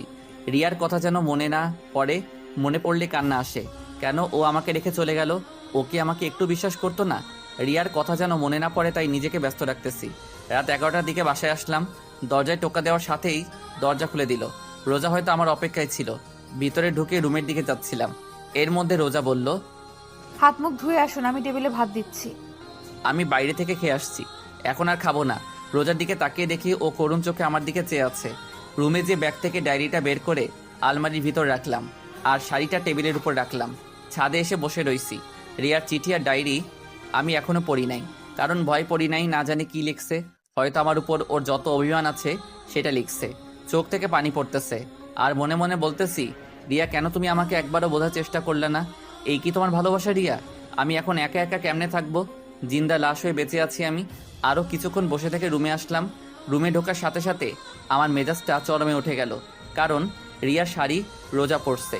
হাসি মুখে রোজা আমার দিকে চেয়ে আছে। আমি ওর সামনে যেয়ে বললাম, এই শাড়ি তোমাকে কে পরতে বলছে? রোজা আমার কথার উত্তর না দিয়ে বলল, কেমন লাগছে আমাকে? এইবার আর নিজের রাগটা আর কন্ট্রোল করতে পারলাম না। ঠাস ঠাস থাপ্পড় দিয়ে বললাম, তুই এই শাড়ি পরছিস কেন? ও কাঁদতে কাঁদতে বলল, আমি মনে করছি এটা আমার জন্য আনছেন। তোর জন্য আনবো? কে তুই? কি হইস তুই আমার, যে তোর জন্য আমি শাড়ি কিনে আনবো? রোজা চুপচাপ দাঁড়িয়ে কান্না করতেছে। আমি আবারও বললাম, শাড়ি খোল। কি হলো, শাড়ি খোল। ও তারপরেও চুপচাপ দাঁড়িয়ে আছে আর কান্না করতেছে।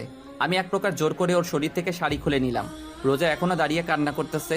অন্য একটা শাড়ি বের করে ওর দিকে ছুঁড়ে মেরে রিয়ার শাড়িটা টেবিলের উপর রেখে আমি ঘুমিয়ে পড়লাম। সকালে দরজায় কড়া শুনে ঘুম থেকে উঠে দেখি রোজা আমার পায়ের উপর ওর মাথা দিয়ে ঘুমিয়ে আছে।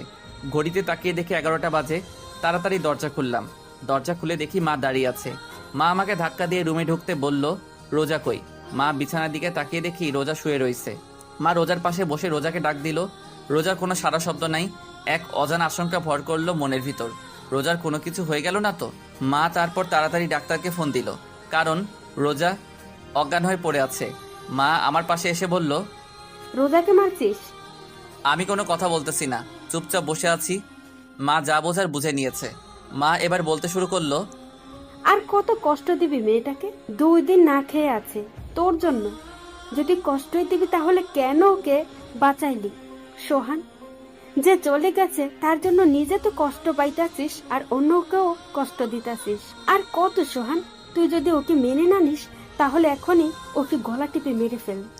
মা রোজার কাছে চলে গেছেন মানে আমার রুমে, আর আমি হল রুমে বসে আছি। কি করব ভাবতেছি। দরজায় কেউ করে নাড়লো, খুলে দেখি ডাক্তার। রোজাকে দেখে বলল, না খাওয়ার কারণে শরীর দুর্বল হয়ে গেছে, তাই অজ্ঞান হয়ে গেছে, কিছুক্ষণের মধ্যে জ্ঞান ফিরে আসবে। বলে ডাক্তার চলে গেল। মা রোজার পাশে বসে রোজার মাথায় তেল পানি দিতে লাগলো। আমি পাশে বসে দেখতেছি কি মায়াবী চেহারা, যে কেউ রোজাকে ভালোবাসতে চাইবে। আমি ভালোবাসতাম, কিন্তু আমার সবটা জুড়ে আছে শুধু রিয়া। রোজার জ্ঞান ফিরলো, চেয়ে দেখে মা আর আমি পাশে বসে আছি। রোজার জ্ঞান ফিরছে দেখে মা খাবার আনতে গেল। আমি রোজার দিকে চেয়ে আছি আর রোজা আমার দিকে। মা খাবার নিয়ে রুমের ভিতরে ঢুকলো। রোজার পাশে বসে ভাত মাখতে শুরু করলো। এরই মধ্যে রোজা বলল, আম্মু আমি ভাত খাবো না। কেন খাবি না? তোমার ছেলেও তো না খেয়ে আছে। কে বলছে যে আমি না খেয়ে আছি? কে বলবে? আমি বলছি আমার উপর রাগ করে তো আপনি বাসায় খান না। থাক, ওর সাথে কথা বলা লাগবে না, তুই হা কর মা। মা রোজাকে কথাটা বলল। না আম্মু, আমি খাবো না। তুই না খেলে তো তোর শরীর আরো খারাপ হয়ে যাবে মা। ওনাকে বলেন উনি টাইম টু টাইম বাসায় খাবে আর আমাকে এখন খাওয়ায় দেবে, তাহলে আমি খাবো। মা আমার দিকে চেয়ে আছে। আমি মাকে ইশারায় বলল, বাটটা খাইয়া দে। মা আমি পারবো না। চুপচাপ খাইয়া দে, আমি বাইরে থেকে ঔষধ নিয়ে আসতাছি। বলে মা ভাতের প্লেটটা আমার হাতে দিয়ে চলে গেল। আমি বার কি করব? অনিচ্ছা থাকা সত্ত্বেও চুপচাপ খাইয়া দিতে লাগলাম। খাওয়া শেষে মা রুমে আসলো। আমি উঠে বাথরুমে চলে গেলাম। বাথরুমে ঢুকে কান পেতে শুনতে লাগলাম বাইরে মা আর রোজা কি কথা বলে। তুই ওর জন্য কেন শুধু শুধু নিজেকে কষ্ট দিস? আম্মু আমার জন্য আজ উনি ওনার ভালোবাসার মানুষের চিরতরে হারায় ফেলছে। কেন শুধু শুধু নিজেকে দোষ দিচ্ছিস? রিয়ার মৃত্যুর জন্য তোর আর সোহানের কোনো হাত নাই। এটা নিয়তি, এটাকে মেনে নিতে হবে। আম্মু ওনার মনে অনেক কষ্ট, কিন্তু উনি প্রকাশ করে না। তা আমি জানি, তার জন্য তুই কষ্ট দিবি না আম্মু, আমি শুধু ওনার কষ্টের ভাগটা নিতে চাই। আস্তে আস্তে সব ঠিক হয়ে যাবে, ধৈর্য ধর। বলে মা চলে গেল। আমি বাথরুম থেকে বের হয়ে রোজার পাশে যেয়ে বসলাম। রোজা বলল, কিছু বলবেন? তোমার যদি কিছু হয়ে যেত? কি আর হতো, মরে যেতাম। চুপ। আমি জানি আপনার সবটা জুড়ে শুধু রিয়া আপু আছে, আমি না। রিয়া আপুর জায়গাটা নিতে চাই না, শুধু আপনার পায়ের নিচে একটু জায়গা দিয়ে, কারণ এইখানে আমার বেহেশত, আমার জান্নাত। আমি কোনো কথা না বলে বাসার বাইরে চলে আসলাম। রাস্তায় হাঁটতেছি আর ভাবতেছি কি করব। দুপুরবেলা মা ফোন দিয়ে বলল তাড়াতাড়ি বাসায় আসতে। বাসায় যেয়ে সবাই একসাথে খাওয়া দাওয়া করলাম। রোজার দিকে চেয়ে দেখলাম ওর মুখে প্রাপ্তির হাসি। কিছুক্ষণ বাসায় বসে আবার বাইরে বের হলাম। গন্তব্য ইমনের বাসা। ইমনের বাসায় যেয়ে দেখলাম ইমন নেশা করতেছে, মানে আমিও আগে করতাম একটু একটু, কিন্তু রিয়া আমার জীবন আসার পর আর কোনোদিন ছুঁয়ে দেখিনি। আজ ইমনকে খেতে দেখে আমারও খেতে ইচ্ছে করলো। ইমনের পাশে বসলাম। কিরে মামা, খাবি? দেখাই, অনেক দিন তো খাই না। ইমনের সাথে মদ খেতে শুরু করলাম, সাথে গাঁজাও। অনেক দিন পর খাচ্ছি, তাই নেশা পুরা চরমে উঠে গেছে। রাতে 11টায় মা ফোন দিল। মা বলো। কই তুই? এই তো মা, ইমনের বাসায়। তাড়াতাড়ি বাসায় আয়। আসতেছি বলে ফোন কেটে দিলাম। ইমনকে বললাম একটা গাজার বিড়ি দে আমাকে। বিড়িটা নিয়ে বাসায় আসলাম। রোজা আর আমি একসাথে খাবার খেলাম। রোজাকে বললাম তুমি ঘুমাও, আমি কিছুক্ষণ পর আসতেছি বলে ছাদে চলে আসলাম। বিড়িটা জ্বালিয়ে খেলাম, খুব ভালো লাগতেছে এখন। রুমে আসলাম। রুমে এসে দেখি রোজা শুয়ে আছে। ওকে দেখে আমি পুরা হ্যাং। ওর কোমরটা দেখে আমি এইভাবে কোনোদিন কোনো মেয়েকে দেখিনি। আমি আস্তে আস্তে ওর পাশে গেলাম। ও সাথে সাথে চোখ খুলে আমার দিকে চেয়ে রইছে। আমি ওর গলায় কিস করতে যাব, এরই মধ্যে রোজা বলল আপনার মুখ থেকে আজ বাজে গন্ধ আসতেছে। কে শোনে কার কথা? আমি ওর গলায় ঘাড়ে কিস করতেছি আর ও নিজেকে ছাড়ানোর চেষ্টা করতেছে। রোজা আমার গালে থাপ্পড় দিয়ে নিজেকে ছাড়িয়ে নিয়ে চিল্লাইয়া বলল কি খেয়ে আসছেন? বাজে গন্ধ আসতেছে আপনার মুখ থেকে। আমি পুরা হ্যাং। রোজা আমার গালে থাপ্পড় মারলো, মাথাটা পুরা ছিনছিন করতেছে। রোজার আওয়াজ শুনে মা দরজায় কড়া নাড়তেছে আর বলতেছে কি হয়েছে রোজা? দরজা খোল। সোহান, সোহান কি হয়েছে? দরজা খোল। আমি ছলো ছলো চোখে রোজার দিকে চেয়ে আছি, আর রোজা মাথা নিচু করে বোবা কান্না করতেছে। দরজার ঠক ঠক আওয়াজ বাড়তে লাগলো। দরজার ওপাশে মা আর আব্বু জোরে জোরে বলতেছে দরজা খুলতে। নিজের প্রতি নিজের ঘৃণা হচ্ছে। দরজায় আওয়াজ আরো বাড়তে লাগলো। রোজাও দরজা খুলতেছে না, তাই আমি উঠে দরজা খুললাম। মা তাড়াতাড়ি রুমের ভিতর চলে গেল, আর আব্বু আমাকে জিজ্ঞাসা করলো কি হয়েছে? আমি কোনো কথা না বলে ছাদে চলে আসলাম। এদিকে মা ঘরে ঢুকে রোজাকে বলল কি হয়েছে? রোজা কোনো কথা না বলে মাকে জড়িয়ে ধরে কান্না করতে লাগলো। মা বোঝার চেষ্টা করতেছে আসলে ঘরের ভিতরে কি হয়েছে। রোজার মাথায় হাত বুলাতে বুলাতে আবার জিজ্ঞাসা করলো কি হয়েছে? রোজা কোনো কথা না বলে আরো জোরে জোরে কান্না করতেছে। মা মনে করলো সোহান হয়তো আজ বেশি কিছু করছে, কারণ সোহান আগে পরেও রোজাকে মারছে, বেশি কথা বলছে। কিন্তু রোজা এমনভাবে কাঁদে নাই। কিন্তু আজ না, মা আর ভাবতে পারতেছে না। মার অনেক রাগ হচ্ছে সোহানের উপর। সোহানকে এখন হাতের কাছে পেলে কাঁচা চিবিয়ে খেত। এদিকে আমি ভাবতেছি কি করতে যাচ্ছিলাম রোজার সাথে, আমি নেশার ঘরে। কিন্তু তারপরেও রোজা আমার গায়ে হাত দিবে আমি কোনোদিনও ভাবতে পারি নাই। কিছুক্ষণ পর আস্তে আস্তে নিচে নামতে লাগলাম। রুমে ঢুকে দেখি মা আব্বু হল রুমে বসে আছে। মা রুমের দিকে চেয়ে দেখলাম রোজা মার রুমে বিছানার উপর বসে আমার দিকে চেয়ে কান্না করতেছে।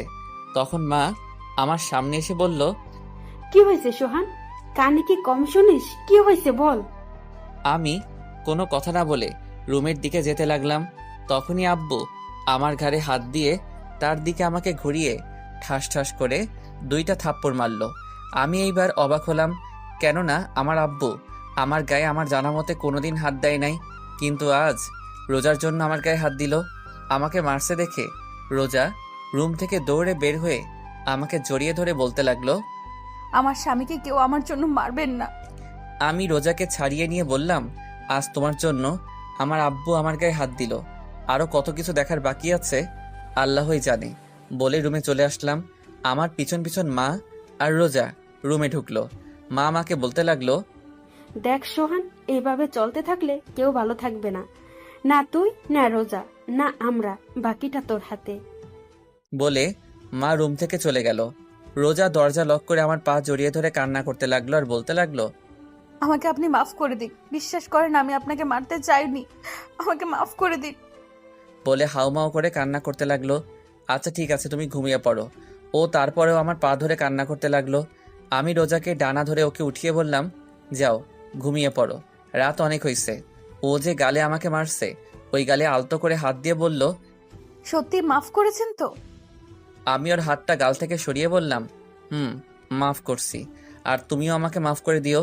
আসলে আমি একটু নেশা করছিলাম তো, তাই ওই টাইমে মাথা ঠিক ছিল না। কি, আপনি নেশা করছেন কেন? ভালো লাগছে করছি। যাও ঘুমিয়ে পড়ো। কেন করছেন আগে সেটা বলেন। এক কথা কিন্তু বারবার বলতে ভালো লাগে না। যাও ঘুমিয়ে পড়ো। রোজা আর কোনো কথা না বলে মাথা নিচু করে বিছানায় যে শুয়ে পড়ল, আর আমি রিয়ার চিঠিটা বের করে পড়তে লাগলাম। প্রিয় সোহান, তুমি যখন এই চিঠিটা পড়বে তখন হয়তো আমি থাকবো না, চিরদিনের জন্য মিশে যাব মাটির সাথে। আচ্ছা, আমি মরে গেলে তুমি কি কষ্ট পাবে? কষ্ট পাবে, কারণ তুমি আমাকে ভালোবাসো। সত্যিই কি তুমি আমাকে ভালোবাসো সোহান? বড্ড জানতে ইচ্ছে করে। অনেক স্বপ্ন ছিল তোমার বউ হবার। আমার কি পুরা কপাল, স্বপ্নই থেকে গেল। সোহান, একটা মেয়ের সবচাইতে দামি জিনিস কি জানো? মেয়ের স্বামীর ভালোবাসা। আমি চাইলেই তোমাকে আমার করে নিতে পারতাম, কি পারতাম না? কিন্তু একজনের স্বামীকে তার কাছ থেকে কেড়ে নিয়ে নিজেকে সুখী করতে পারবো না। আবার তোমাকে অন্য কারোর সাথে দেখবো, এটাও আমি মেনে নিতে পারবো না। অনেক কথা বলা ছিল তোমাকে, কিন্তু বলার না, কারণ তোমাকে আর কষ্ট দিতে চাই না। আমি কিছুক্ষণ আগে বিষ খেয়েছি। অনেক কষ্ট হচ্ছে আমার সোহান, অনেক কষ্ট হচ্ছে। তোমাকে খুব দেখতে ইচ্ছে করছে সোহান। আচ্ছা সোহান, কবুল বলার সময় তোমার কি একটি বারো আমার কথা কি মনে পড়ে নাই? আজ বড্ড জানতে ইচ্ছে করছে, আজ তোমার কাছ থেকে ভালোবাসা প্রমাণ নিতে ইচ্ছে করছে। আমাকে ক্ষমা করে দিও সোহান। তোমাকে না জানিয়ে চলে যাচ্ছে না ফেরার দেশে। ইহকালে তোমাকে পেলাম না তো কি হয়েছে, পরকালে খুব করে চেয়ে নেবো তোমাকে আল্লাহর কাছ থেকে। আচ্ছা সোহান, আমাকে কি তোমার মনে পড়বে কখনো? বড্ড জানতে ইচ্ছে করে। যদি কোনোদিন আমাকে অনুভব করতে মন চায়, তাহলে তখন চোখ বন্ধ করে তোমার হৃৎপিণ্ড বারবার হাত রেখে ওইখানে খুঁজে পাবে আমায়। যদি কোনোদিন আমাকে অনুভব করতে মন চাই তোমার, তাহলে চোখ বন্ধ করে তোমার হৃৎপিণ্ড বরাবর হাত রেখো, ওইখানে খুঁজে পাবে আমায়। এটি তোমার রিয়া। চিঠিটা পড়ে কান্না আসতেছে, অনেক কান্না আসতেছে। বিছানার দিকে চেয়ে দেখি রোজা আমার দিকে চেয়ে আছে আর কান্না করতেছে। রোজাকে বললাম, কান্না কেন করতেছো? রোজা আমার সামনে এসে হাঁটু ভাঁজ করে আমার সামনে বসলো, আর আমি সোফায় বসা আমার হাতটা ধরে বলতে লাগলো, আপনার কষ্টের ভাগটা দেবেন। আমি ছলছল চোখে রোজার দিকে চেয়ে আছি, আর রোজা আমার দিকে চেয়ে আছে উত্তরের আশায়। আমি কোনো কথা না বলে আস্তে আস্তে সোফার উপর মাথাটা এলিয়ে দিলাম। কখন যে ঘুমিয়ে পড়ছি খেয়ালই করিনি। সকালে ঘুম ভাঙার পর দেখি রোজা আমাকে জড়িয়ে ধরে ঘুমিয়ে আছে। এইটুকু সোফার উপর কি দুইজন ঘুমানো যায়? রোজা আমার শরীরের উপর ঘুমানো, কি মায়াবী চেহারা। ওর ভালোবাসা চাই আমার কাছ থেকে। আমি আদৌ রোজাকে ভালোবাসতে পারবো কিনা সন্দেহ হয়। কি অদ্ভুত জীবন আমার। যাকে ভালোবাসলাম তাকে তো পেলাম না, আর যাকে চিনি না জানি না তাকেই পেলাম। কি করব আমি এখন? সবকিছু অন্ধকার লাগতেছে। আমার কাছে মনে হয় আমার জীবনটা এখানেই থেমে গেছে। রোজাকে সরিয়ে দিয়ে ঘুম থেকে উঠে ফ্রেশ হয়ে নাস্তা করে বাইরে বের হলাম। চলতি পথে রিয়ার মার সাথে দেখা। আমার দিকে এমন ঘৃণার চোখে তাকালো যেন আমি রিয়াকে গলা টিপে মেরে ফেলেছি। রাস্তায় কিছুক্ষণ ঘোরাঘুরির পর দুপুরবেলা বাসায় আসলাম। বাসায় এসে টেবিলে দেখলাম আমার জন্য আমার প্রিয় খাবারগুলো সব রান্না করা। দেখে অনেক খুশি হলাম। তাড়াতাড়ি একটু ফ্রেশ হয়ে খেতে বসলাম। খেতে খেতে মাকে বললাম, মা আজকে রান্নাটা অনেক ভালো হয়েছে। আজ রোজা রান্না করেছে। তুই কি কি পছন্দ করিস আমার কাছে জেনে রান্না করছে। আমাকে তো রান্নাঘরে ঢুকতেই দেয় নাই। আমি রোজার দিকে তাকিয়ে দেখি ও মুচকি মুচকি হাসতেছে। ওর হাসিটা আমার কাছে অনেক ভালো লাগে, কিন্তু এখন কি রকম বিষের মতো লাগতেছে ওর হাসিটা। ওর প্রশংসা করলাম আমি তো জানতামই না যে ও রান্না করছে আজ। খাবার টেবিল আর কোনো কথা বললাম না, চুপচাপ খেয়ে আমার রুমে আসলাম। কিছুক্ষণ পর রোজা আমার রুমে আসলো। এসে শাড়িটা এত পরিমাণ নিচে নামালো যে ওর কোমর সম্পূর্ণ দেখা যাচ্ছে। হয়তো আমাকে কাছে টানার চেষ্টা করছে, কিন্তু আমি ওকে না দেখার ভান করে চুপচাপ বসে রইলাম। আস্তে আস্তে আমার পাশে ঘুরঘুর করতেছে, আর কোমরের কাপড়টা একটু সরাচ্ছে আবার দিচ্ছে, একটু সরাচ্ছে আবার দিচ্ছে। এবার আমি রোজাকে বললাম, কিছু বলবা? রোজা মাথা নাড়িয়ে না বলল, আবার মাথা নাড়িয়ে হ্যাঁ বলল। আমি একটু হেসে বললাম, কি বলবা বলো? না মানে কাল রাতে আপনি আমাকে। বলে থেমে গেল। কাল রাতে কি? এই যে আমি ঘুমিয়েছিলাম, আপনি আমাকে। বলে আবার থেমে গেল। আমি বুঝতে পারছি ও কি বলতে চাচ্ছে।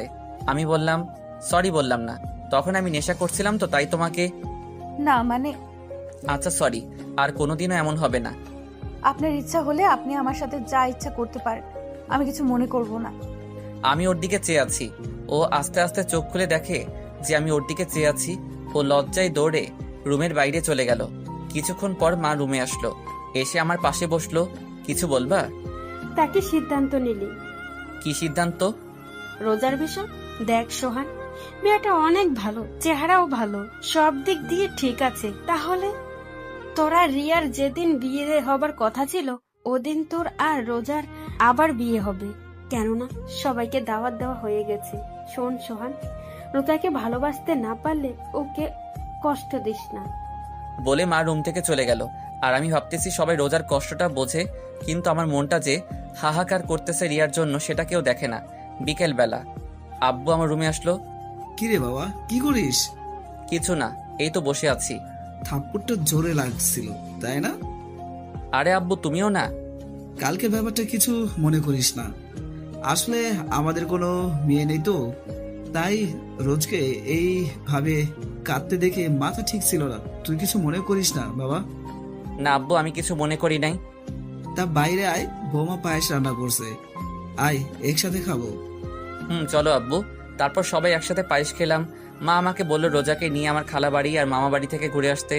আমাদের বাড়ি থেকে মামা বাড়ি আর খালা বাড়ি 10 মিনিটের রাস্তা। আমি মাকে না বলতে পারলাম না, কারণ সবাই এখন হাসি খুশি আছে। না বললে সবার মুখ কালো হয়ে যাবে। রোজাকে বললাম রেডি হতে। কিছুক্ষণ পর রোজা রেডি হয়ে বোরখা পরে আসলো। বোরখাটা 2-3 জায়গায় ছেঁড়া। আমি বললাম, এই ছেঁড়া বোরখা পরে যাবে? আমার তো আর বোরকা নাই। তা আগে বলবা না তোমার বোরখা নাই? আগে মার্কেট চলো, তোমার কি কি লাগবে কিনে এনে তারপর মামার বাড়ি যাব। বলে রোজাকে নিয়ে বের হতে যাব। এরই মধ্যে মা সামনে এসে আমার বাইকের চাবি আমার হাতে দিল। আমি মায়ের দিকে জিজ্ঞাসার দৃষ্টিতে তাকিয়ে রইলাম। মা বলল, মনে আছে বাইক কেনার সময় কি বলছিলি যে আমি বিয়ে করব তখন বাইকে করে আমার বউকে নিয়ে ঘুরবো, এর আগে আমি বাইক চালাবো না। তা এখন তো বউ আছে, বউকে নিয়ে বাইরে ঘুরতে যাচ্ছ না তো বাইকে নিয়ে যাও। বলে মা আমার হাতে কিছু টাকা দিয়ে চলে গেল। ছোট ভাইয়ের দিকে চেয়ে দেখি ও মিটমিট করে হাসতেছে। নিজের উপর নিজের রাগ হচ্ছে। কেন যে ওই দিন এই কথা বলতে গেলাম। বাইক নিয়ে বের হলাম। এলাকার সবাই আমাদের দিকে চেয়ে আছে একটু ঘৃণার চোখে। বন্ধু বান্ধব তো আমার সাথে কথাই বলে না, শুধুমাত্র ইমন ছাড়া। মার্কেটে এসে কেনাকাটা করে আবার বাসায় আসলাম। রোজা বোরকা চেঞ্জ করে আসলো। প্রথমে মামা বাড়ি আসলাম, কথাবার্তা বলে খালার বাড়ি আসলাম। খালার বাসায় কিছুক্ষণ বসে বাসার দিকে রওনা দিলাম। রোজাকে আজ অনেক হাসি খুশি লাগতেছে। রোজা সবার সাথে এমনভাবে কথা বলছে মনে হয় এনারা সবাই রোজার সাথে যুগ যুগ ধরে পরিচয় আছে। বাসায় আসলাম, এসে হাত মুখ ধুয়ে বিছানায় শুয়ে শুয়ে ভাবতেছি রিয়ার কথা। রিয়া নামটা শুনেই ওকে ভালোবেসে ফেলেছিলাম। রিয়ার কথা আমার মাথা থেকে যাই না। সারাদিন ওকে মনে না পড়লেও রাতে চোখ বন্ধ করার সময় রিয়ার কথা আমার মনে পড়ে। কুড়ে কুড়ে খাই আমাকে রিয়ার সাথে কাটানোর স্মৃতিগুলা। রোজা রুমের ভিতর ঢুকলো আর বলল, আম্মু ভাত খেতে ডাকে। আমার এখন ভালো লাগতেছে না, পরে খাবো। এই কথা বলার সাথে সাথে রোজা আমার পাশে এসে আমার কপালে হাত দিয়ে বলল, কেন ভালো লাগতেছে না? শরীর ঠিক আছে তো? আমি রোজার হাতটা আমার কপাল থেকে সরিয়ে বললাম, আরে বাবা তেমন কিছু না, এমনি পরে খাবো। রোজা মুখটা কালো করে বাইরে চলে গেল। কিছুক্ষণ পর মা রুমে আসলো, এসে বলল, কি রে, তুই বলে ভাত খাবি না? পরে খাবো বললাম তো রোজাকে। রোজা না খেয়ে আছে, বলছে তুই না খেলে নাকি খাবে না। মা আমার এসব আগলা পিরিত কিন্তু ভালো লাগে না, চুপচাপ খেতে আয়।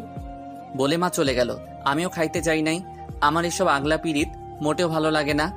কিছুক্ষণ পর বাইরে থেকে আব্বু ডাকতেছে ভাত খাইতে। একরাশ রাগ নিয়ে খাবার টেবিলে গেলাম। খাবারকে রুমে আসলাম। রোজা মার সাথে একটু কাজ করে রুমে আসলো। আমি বিছানায় শুয়ে আছি। রোজা এসে আমার পাশে শুয়ে পড়লো। আমি উপরের দিকে চেয়ে আছি আর রোমার দিকে। আমি ওর দিকে ফিরে বললাম, কি হলো, ঘুমাও? রোজা এক ধ্যানে আমার দিকে চেয়ে আছে। ওর মুখের সামনে আঙুল দিয়ে তুড়ি বাজিয়ে বললাম, কি হলো, শুনতে পাও না? কি হইছে? বলছিলাম কি, ওইভাবে তাকিয়ে কি দেখো? আমার স্বামীকে। তা দেখা কি হইছে? হইলে ঘুমাও। না, দেখা হয় নাই। তাহলে তুমি দেখো, আমি ঘুমাই। আপনি এরকম কেন? কি রকম? এই যে আমার সাথে ভালো মতো কথা বলেন না, একটু ভালোবাসেন না। আমি চুপ করে আছি। এই প্রশ্নের উত্তর আমার কাছে নেই। আমার চুপ থাকা দেখে রোজা আমার বুকের উপর হাত দিয়ে একদম মুখের কাছে মুখটা এনে বলল। একটু ভালোবাসলে কি হয়? আমি রোজাকে আমার কাছ থেকে সরিয়ে বললাম, সবকিছু জেনে এই কথা বলো কিভাবে? রোজা আমার আরো কাছে এসে বলল, স্বামী হন, আমার প্রেমিক না।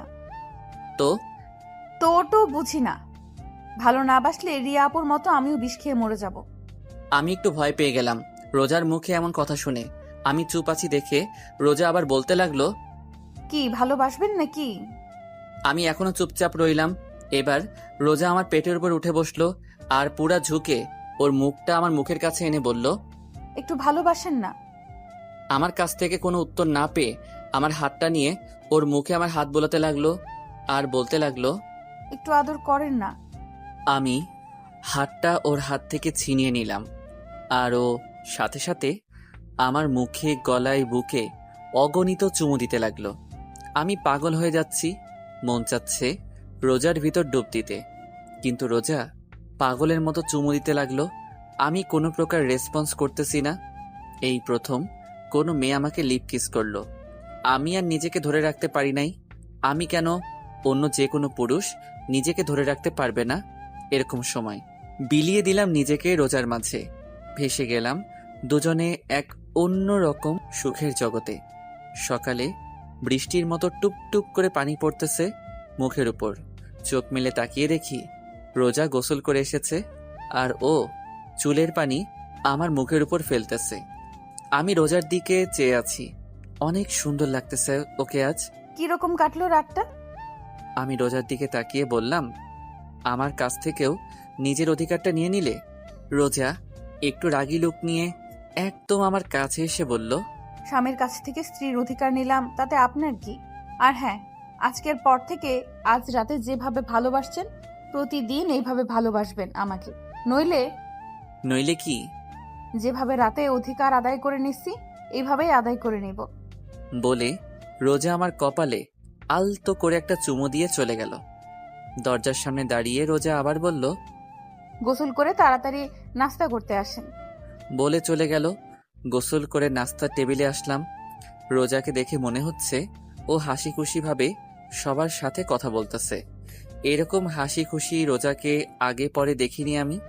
মা রোজাকে জিজ্ঞাসা করলো, কি রে রোজা, তুই তো মনে হয় আজ অনেক খুশি। রোজা মাকে ইশারায় বলল, তা জানতে পারি এত খুশির কারণ কি? তা তো বলা যাবে না আম্মু। রোজাকে মার সাথে এইভাবে কথা বলতে দেখে আমার গা জ্বলতেছে। কোনো রকম নাস্তা করে বাইরে বের হতে যাব, সামনে এসে রোজা পথ আটকালো আর বলল, কোথায় যাওয়া হচ্ছে শুনি? রোজা এমনভাবে কথাটা বলল আমার রাগ উঠে গেল। তারপরও আমি শান্তভাবে বললাম, সামনে থেকে সরো। রোজা আবারও বলল, আমি কি বললাম শুনলেন নাই নাকি? আমি রেগে রোজার দুই ডানা ধরে ঘরের ভিতর জোরে সরিয়ে দিয়ে আমি বাইরে চলে আসলাম। বাইরে কিছুক্ষণ ঘোরাফেরা করে বাসায় আসলাম। দেখলাম দরজা খোলা। ভিতরে ঢোকার সাথে সাথে দেখলাম রক্ত আর রক্ত। বাসায় মা, আব্বা, ছোট ভাই, রোজা কেউ নাই। আমার প্রচুর ভয় করতে লাগলো। আমার পুরা শরীর কাঁপতে লাগলো। আর কি হলো? মারে, আব্বাকে ফোন দিলাম, কিন্তু তাদের ফোন বাসায়। সজীবকে ফোন দিলাম। সজীব সাথে সাথে ফোন ধরে বলল, ভাইয়া তুমি কোথায়? কাঁদতে কাঁদতে কথাগুলো বলল সজীব। কেন, কি হয়েছে? তুমি তাড়াতাড়ি খুলনা মেডিকেলে আসো। কার কি হয়েছে? রোজা ভাবি। কি হয়েছে রোজার? তুমি তাড়াতাড়ি আসো। বলে ফোন কেটে দিল। আমি বাইক নিয়ে হাসপাতালে গেলাম। ভিতরে ঢুকে দেখলাম মা, আব্বা, সজীব অপারেশন থিয়েটারের বাইরে দাঁড়ানো। আমি তাদের পাশে দাঁড়ালাম। মা আমাকে দেখার সাথে সাথেই আমার সামনে এসে আমাকে থাপ্পড় মারলো আর বলতে লাগলো, এত ঘৃণা করিস রোজাকে? মা চুপ, আর না, অনেক সহ্য করেছি। আর না, তোর মতো ছেলে আমি জন্ম দিয়েছি ভাবতেও ঘৃণা করে। তোর মতো ছেলে আমার বাড়ির কোনো স্থান নেই। জামা কাপড় নিয়ে বের হবি বাড়ি থেকে। আমি আব্বুর দিকে তাকিয়ে বললাম, আব্বু তুমি কিছু বলবা না? বাড়ি থেকে বের হয়ে আমাদের একটু শান্তিতে থাকতে দে। আমি আর কোনো কথা না বলে বাইক নিয়ে বাসায় আসলাম। বাইকটা রেখে জামা কাপড় একটা ব্যাগে নিয়ে বাসা থেকে বের হয়ে পড়লাম।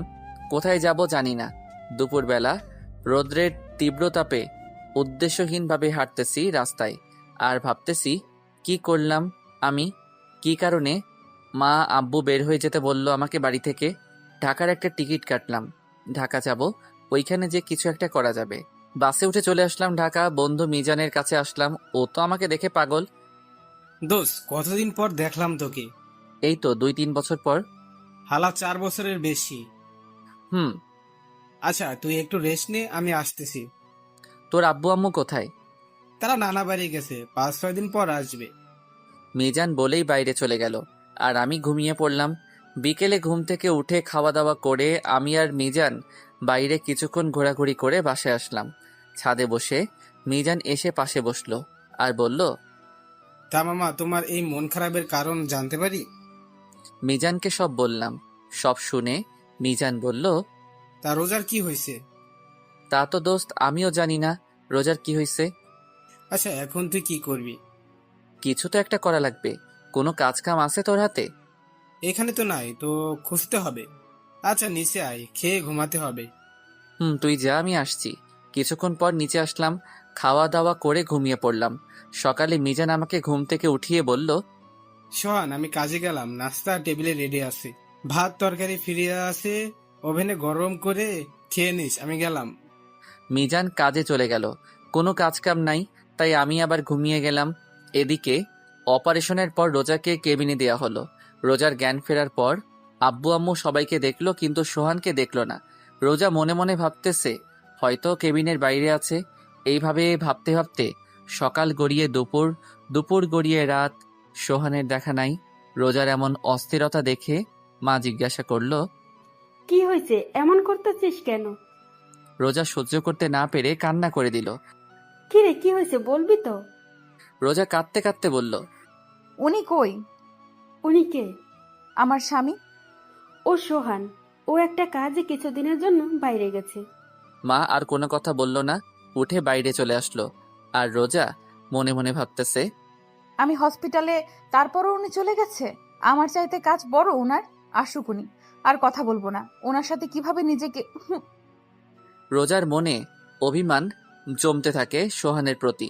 এদিকে রাতে, দোস্ত, একটা কাজ আছে, করবি? কি কাজ? ড্রাইভারি। তুই তো ড্রাইভ করতে জানিস। আচ্ছা, আমি করব। কবে থেকে যাব? সকালে তুই আর আমি যে কথা বলবো, আর বেতন 15 বা 16,000 দিতে পারে। করবি তুই? শখের বসে গাড়ি চালানো শিখছিলাম, কিন্তু এখন। তারপর ঘুমিয়ে পড়লাম। সকালে যে কথাবার্তা বলে কাজে লেগে গেলাম। এভাবে দেখতে দেখতে 10 দিন কেটে গেল। সোহান আর রোজার আবার বিয়ে হবার কথা ছিল, কিন্তু সোহান নাই, তাই বিয়েও হয় নাই। রোজা এই 10 দিনে 1000 বারের উপর মা আব্বুকে জিজ্ঞাসা করলো সোহানের কথা। উনি কোথায় আছে, কি করে, কবে আসবে ইত্যাদি। সোহানের আব্বু আম্মু কৌশলে এড়িয়ে যায় রোজার থেকে। রোজা একা একা থাকতে পারতেছে না, দম বন্ধ হয়ে আসছে রোজার। একটা মুহূর্ত সোহানকে ছাড়া ভাবতে পারে না রোজা। এইভাবে দেখতে দেখতে আরো 20 দিন কেটে গেল। রোজা এই কয়দিনে ভালোভাবে লক্ষ্য করলো যে ও হাসপাতাল থেকে আসার পরে কাউকে সোহানের সাথে কথা বলতে দেখে নাই। ফোনে কেউ সোহানের কথা জিজ্ঞাসা করে না, সবাই যে যার কাজে ব্যস্ত থাকে। তাহলে সোহান কোথায় গেছে? আজকে আমার জানতেই হবে সোহান কোথায়। রোজা সোজা সজীবের রুমে গেল, যে সজীবকে জিজ্ঞাসা করলো, সজীব, তোমার ভাইয়া কই? ভাইয়া তো একটা কাজে বাইরে গেছে, কদিন পর চলে আসবে। সজীব, তোমার ভাইয়ার কসম, তোমার ভাইয়া কোথায় আমাকে বলো। না মানে ভাবি। সজীব বলো। সজীব আমতা আমতা করে বলল, ভাইয়াকে বাসা থেকে বের করে দিয়েছে আব্বু আম্মু। রোজা কথাটা শুনে ধপ করে নিচে বসে পড়ল আর বলল, কেন? তোমার জন্য। আমার জন্য মানে? ওই দিন তোমাকে ধাক্কা দিয়ে ফেলে দিচ্ছিল, তাই তোমার মাথা পেটে রক্ত পড়তেছিল।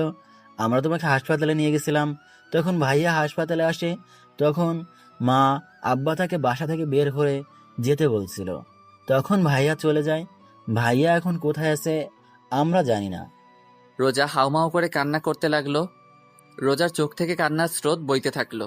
রোজার কান্নার আওয়াজ শুনে সোহানের মা রুমে ঢুকলো, সজীবের দিকে তাকালো। সজীব ইশারায় মাকে বলল, সব বলে দিছি। মা আস্তে। রোজার মাথায় হাত রাখলো। রোজা ফুপিয়ে কাঁদতে কাঁদতে বলল, আম্মু ওই দিন ইনে আমাকে ধাক্কা দেয় নাই, শুধু সরিয়ে দিছে।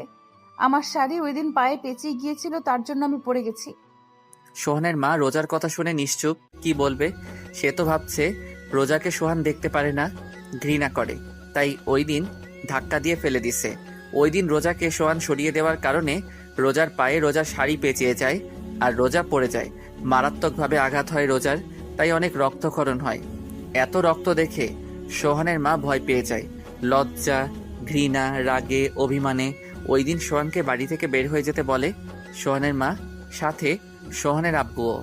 কিন্তু সোহান সত্যি চলে যাবে এটা তারা ভাবতেও পারেনি। তারপর যখন চলে গেছে তাদের এক বিন্দু আফসোস হয় নাই সোহানের জন্য, কিন্তু এখন হচ্ছে আফসোস রোজার কথা শুনে। কেন যে ওই দিন সোহানকে যেতে বলল। সোহানের মা রোজার মাথায় হাত বুলাতে বুলাতে বলল, চলে আসবে সোহান। রোজা অনবরত কান্না করতেছে।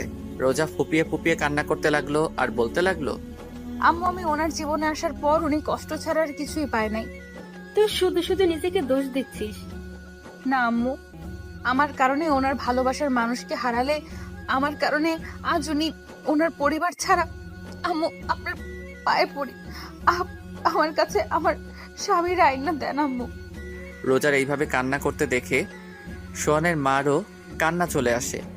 সোহানের মা কান্না করতে করতে বলল, তোর স্বামীরা যেভাবে হোক তোর কাছে এনে দেবো মা, তুই একদম ভেঙে পড়বি না। রোজার আজ অনেক কষ্ট হচ্ছে। মনে মনে ভাবছে, কি দিলাম আমি ওনাকে? ওনারে কিছু দেওয়ার আগেই ওনার কাছ থেকে অজান্তেই সবকিছু কেড়ে নিলাম। সোহানের আব্বু আম্মু ছোট ভাই খোঁজ খবর শুরু করে দিছে সোহান কোথায় আছে, কিন্তু তারা সোহানের কোনো খবর পায় নাই।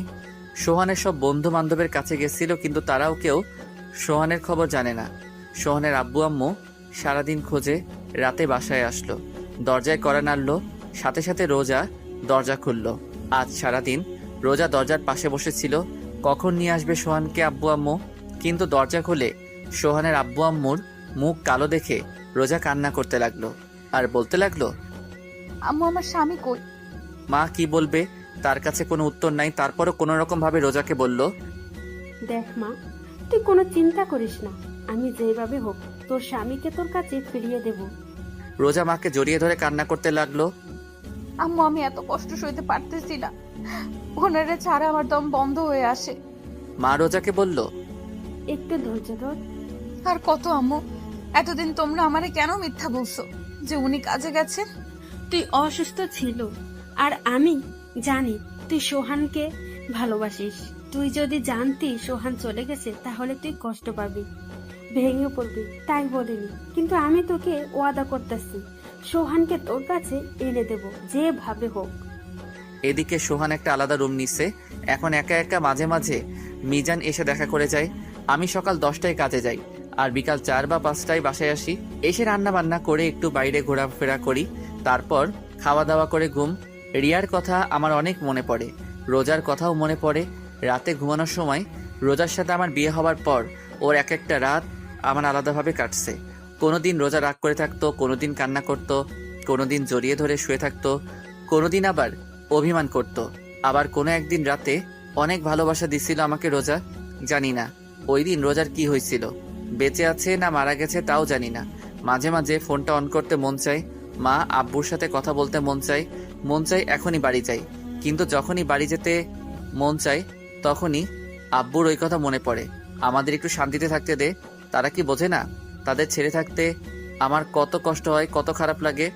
কাউকে কিছু বলতেও পারি না, সইতেও পারি না। এভাবে দেখতে দেখতে আরো 1 মাস কেটে গেল। অনেক খোঁজ করছে সোহানকে। সোহানের আব্বু আম্মু কিন্তু কোথাও সোহানকে পাই নাই।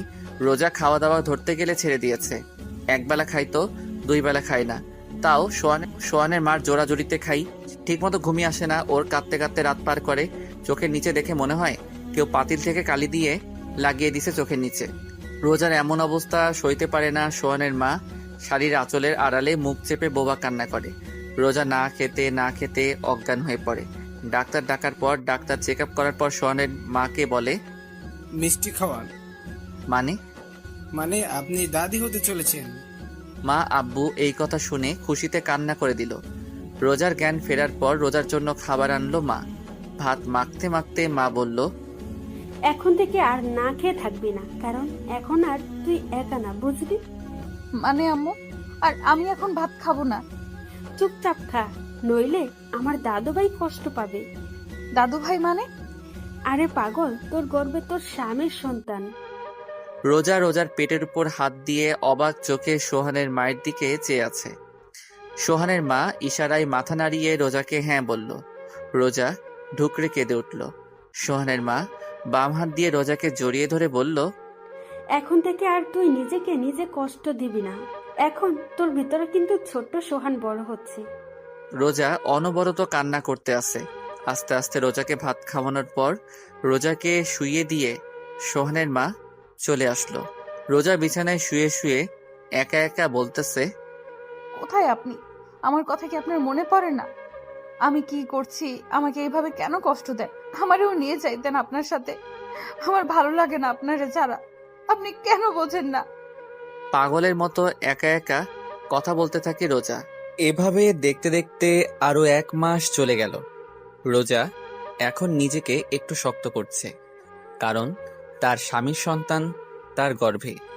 বিয়ের পর সোহানকে কিছুই দিতে পারে নাই রোজা, তাই সোহান যে দিন আসবে সেদিন সোহানকে সোহানের সন্তান দেবে। সোহানের মা সারাদিন রোজার আশেপাশে থাকে, রোজাকে কোনো কাজ করতে দেয় না। রোজার কখন কি প্রয়োজন রোজার বলার আগে এনে দেয়, কিন্তু সোহানকে এনে দিতে পারল না। সোহানের মা অনেক কবিরাজের কাছে গেছে সোহানকে ফিরে আনানোর জন্য। কবিরাজরা তাবিজ তবিজ দিছে, কিন্তু তাতে কোনো কাজ হয় নাই। রিয়ার আম্মু কিভাবে সোহানের বিয়েটা হয়েছে সেটা জানার পর রোজাকে দেখতে আসছিল, কিন্তু ওনার ভুলটা বুঝতে পারে যে এই বিয়েতে সোহানের কোনো মত ছিল না। শুধু সোহানের আব্বু আম্মুর জন্য দায়ী করে বিয়েটা করছে। রোজা এতিম জেনে রোজাকে রিয়ার স্থান দেয় রিয়ার মা। রোজাকে মেয়ে হিসেবে মেনে নেয় রিয়ার মা সোহানের আম্মুকে বলে, সোহান যেদিন আসবে তার পরের দিনই রোজাকে আমাদের বাড়ি থেকে অনুষ্ঠান করে উঠিয়ে দেবে সোহানের ঘরে। একটু হলেও শান্তি বিরাজ করতেছিল সোহানের ঘরে, কিন্তু এদিকে সোহান কাজে যায়, খায় দায়, ঘুমায়। এখন রিয়ার চাইতে রোজাকে বেশি মনে পড়ে, কেন জানি না মন চায় রোজার কাছে যাইতে। মাঝে মাঝে মনে হয় রোজা আমাকে ডাকতেছে। কি মনে করে আজ ফোনটা অন করলাম, হাজার হাজার SMS, মিসড কল, মা, আব্বু, সজীব, ইমন আরও কিছু বন্ধুদের মিসড কল আসছে। খুব বেশি অবাক হলাম রিয়ার মার মিসড কল দেখে। ফোনটা হাতে নিয়ে এইসব SMS গুলো দেখতেছিলাম। এরই মধ্যে সজীবের ফোনটার দিকে এক ধ্যানে তাকিয়ে আছি। দেখতে দেখতে ফোনটা কেটে গেল, ধ্যানটাও ভেঙে গেল। আবার ফোন সজীবের, রিসিভ করলাম। হ্যালো ভাইয়া, তুমি কোথায়? আমি নিশ্চুপ, কোনো কথা বলতেছি না। সজীব হ্যালো হ্যালো বলেই যাচ্ছে। মা মা মা, ভাবি ভাবি, ও ভাবি। কি হয়েছে? ফোনের ওপাশে থেকে এই কথাগুলো শুনে ফোনটা কেটে দিলাম।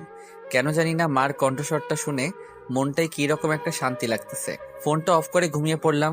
এদিকে সোহানের ফোন অন পেয়ে সজীব অনেক খুশি হয়, কিন্তু সজীবের খুশি মাটি চাপা পড়ে যায় সোহান ফোন কেটে দেওয়াতে। সজীবের সামনে মা ভাবি দাঁড়িয়ে আছে, জিজ্ঞাসার দৃষ্টিতে তাকিয়ে আছে সজীবের দিকে। সজীব শান্তভাবে বলল, ভাইয়ার ফোন অন পাইছিলাম, ফোন ধরে হ্যালো বলেই কেটে দিল, এখন ফোন বন্ধ বলতেছে। রোজা মুখটা আড়াল করে কান্না করে দৌড়াতে দৌড়াতে রুমে চলে গেল। বিছানার উপর লাফ দিয়ে শুয়ে কান্না করতে লাগলো। সোহানের মা দরজার আড়াল করে দাঁড়িয়ে রোজার এমন কান্না দেখে। দেখা ছাড়া যে তার আর কিছুই করার নাই। রিয়ার আব্বু আম্মু, সোহানের আব্বু আম্মু, সজীব সোহানের কিছু খালাতো ভাই মিলে সোহানকে খুঁজছিল, কিন্তু কোথাও পেল না। খুঁজলো বলতে সোহানের সব বন্ধুদের বাসায় আরো টুকটাক জায়গায়। রাতে সবাই বাসায় আসলো খালি হাতে। দরজা খুলে যখন দেখে সোহান নাই, নিমিষেই মুখটা অন্ধকার হয়ে যায় রোজার। এভাবে দেখতে দেখতে আরো কিছুদিন কেটে গেল। একদিন সকালে ইমন আসলো সোহানের বাসায়। দরজায় কড়া দিয়ে দাঁড়িয়ে আছে। সোহানের আম্মু এসে দরজা খুলল। ইমনকে দেখেই বলল, আরে ইমন, আয় ভিতরে আয়। ইমন ভিতরে যে বসলো। তুই বস, আমি চা নিয়ে আসি। না খালা, চা খাবো না, একটু আগে খেয়েছি। আগে বলেন, সোহানের কোনো খোঁজ পাইলেন? না, এখনো কোনো খোঁজ খবর পাই নাই। তুই জানিস সোহান কোথায়? জানি না কোথায় আছে, কিন্তু কার কাছে আছে সেটা জানি। ইমনের কথা শুনে মার চোখ ভিজে উঠল। ভেজা ভেজা চোখে ইমনকে জিজ্ঞাসা করলো, কার কাছে আছে আমার সোহান? খালা, মিজান থাকতো না আপনাদের পাশের বাসায়? আমার মনে হয় সোহান ওর কাছে আছে, কেননা এই দেখেন মিজান আর সোহানের একটা ফটো ফেসবুকে মিজান ছাড়ছে। সোহানের মা এক ধ্যানে ছবিটার দিকে তাকিয়ে আছে। ফোনটা হাতে নিয়ে রোজার রুমে গেল সোহানের মা। যে দেখে রোজা বিছানায় শুয়ে শুয়ে পেটের উপর হাত দিয়ে কান্না করতেছে। রোজা সোহানের মাকে দেখে বৃথা চেষ্টা করলো চোখের পানি আড়াল করার। সোহানের মা রোজার পাশে বসে ফোনটা দেখিয়ে বলল, এই দেখ তোর স্বামী। রোজা চুপচাপ ছবিটার দিকে তাকিয়ে আছে। ফোনটায় সোহানের ছবির উপর হাত দিয়ে সোহানকে অনুভব করতে লাগলো। আর চোখ থেকে তো পানি পড়তেছে। তুই আর কান্না করবি না, তোর স্বামীরা তোর কাছে 2 দিনের মধ্যে এনে দিব। আম্মু আমি এখনই যাবো ওনার কাছে। এতদিন ধৈর্য ধরছিস, আর 2টা দিন মা, একটু ধৈর্য ধর। এই কথা বলে ফোনটা নিয়ে ইমনের কাছে দিল। আরো কিছুক্ষণ ইমনের সাথে কথা বলল মা। তারপর ইমন চলে গেল। কিছুক্ষণ পর সোহানের আব্বু বাসায় আসলো। আসার সাথেই সোহানের আম্মু জিজ্ঞাসা করলো, পাশের বাসা রেহানারা থাকতেন মনে আছে? মনে থাকবে না কেন? মিজানের আম্মু কথা বলছো তো? হুম। তারা তো 4 বছর আগে এখান থেকে চলে গেছে, তো এখন কি? আমাদের সোহান ওখানে। কি? তোমার ডায়েরিতে নাম্বার আছে, ফোন দাও রোহানকে। তুমি জানলে কেমন করে? আর ওরাতে ঢাকা থাকে? এত কথা বলার সময় নাই, তুমি নাম্বার বের করে ফোন দাও। আর আমি জানি ওরা ঢাকা থাকে, তার জন্য সচিব গেছে টিকিট কাটতে। তুমি শুধু ফোন দিয়ে জিজ্ঞাসা করো ঢাকা কোথায় থাকে সোহান। মিজানের মার সাথে কথাবার্তা বলে রওনা হলো ঢাকার উদ্দেশ্যে। সোহানের আব্বু আম্মু সজীব আর রোজাও যাচ্ছে ঢাকায়। সারাটা পথ রোজা কান্না করতেছিল, কিন্তু ওর মুখে এক অদ্ভুত রকমের তৃপ্তি ছিল। সকাল 8টায় দরজায় অনেক জোরে ধাক্কাধাক্কির আওয়াজ শুনে ঘুম ভাঙল। ঘুম ঘুম চোখে দরজা খোলা মাত্রই কেউ একজন ঝাপটে করে জড়িয়ে ধরল। সামনের দিকে তাকিয়ে দেখি মা, আব্বু, সজীব দাঁড়িয়ে আছে। আর রোজা আমাকে জড়িয়ে ধরে কান্না করতে লাগলো। রোজাকে নিজের থেকে ছাড়িয়ে নিতে যাব, তখনই মা ইশারায় বলল ওকে রুমে নিয়ে যেতে। রোজার কানের কাছে মুখ নিয়ে বললাম, ছাড়ো, সবাই দেখতেছে। রোজা কোনো কথা বলতেছে না, আমাকে জড়িয়ে ধরে কান্না করতেছে। রোজাকে জড়িয়ে ধরা অবস্থায় রুমে নিয়ে আসলাম। ওকে বিছানায় বসাতে যাব, রোজা আরও আমাকে ঘুরিয়ে বিছানায় ফেলে আমার বুকে মাথা দিয়ে কান্না করতেছে। ওর এমন কান্না দেখে নিজের কাছে অনেক খারাপ লাগতেছে। আমি রোজাকে বললাম, কান্নাটা থামাও, আমার শার্ট ভিজে যাচ্ছে। রোজা আমার কথার কোনো উত্তর না দিয়ে আমাকে আরো জোরে জড়িয়ে ধরে কান্না করতে লাগলো। রোজা প্লিজ কান্নাটা থামাও। রোজা কোনো কথা না বললে আমার হাতটা ওর পেটের উপর রাখলো। ছলো ছলো চোখে তাকিয়ে আছে রোজা। আমার বুঝতে বাকি না রোজা পেটের উপর হাত দিয়ে কি বোঝাতে চাচ্ছে। আমি খুশিতে ওর কপালে একটা গভীর চুমু খাই। রোজা চোখ বুঝে আরো শক্ত করে জড়িয়ে ধরলো আমায়। কিছুক্ষণ পর রোজা ঘুমিয়ে পড়ছে আমার বুকে। মা দরজার সামনে দাঁড়িয়ে আমাকে ডাকতেছে, উঠতে যাব। এর মধ্যে মা রুমে ঢুকলো। রোজা এখনো আমাকে জড়িয়ে ধরে ঘুমিয়ে আছে। উঠতে যাব, এরই মধ্যে মা বলে উঠলো, থাক, উঠা লাগবে না, শুয়ে থাক তুই। রোজার মাথায় হাত বুলাতে বুলাতে মা বলল, কতদিন পর মেয়েটাকে একটু শান্তিতে ঘুমাতে দেখলাম। তুই চুপচাপ শুয়ে থাক, ওর ঘুম ভাঙলে উঠিস। মা এই কথা বলে বাইরে থেকে দরজা লাগিয়ে চলে গেল। আমি পলকহীন ভাবে তাকিয়ে আছি রোজার দিকে। কত বদলে গেছে মাত্র কয়েক মাসে। ওর চোখে মুখে আগের মতো সেই মায়া নেই, কিন্তু কষ্টের ছাপ স্পষ্ট। ও এমনভাবে আমার বুকের উপর মাথা দিয়ে শুয়ে আছে যে আমি নড়াচড়া করতে পারতেছি না। এমনভাবে আমার বুকের উপর মাথা রেখে আছে। দুপুরবেলা রোজার ঘুম ভাঙল।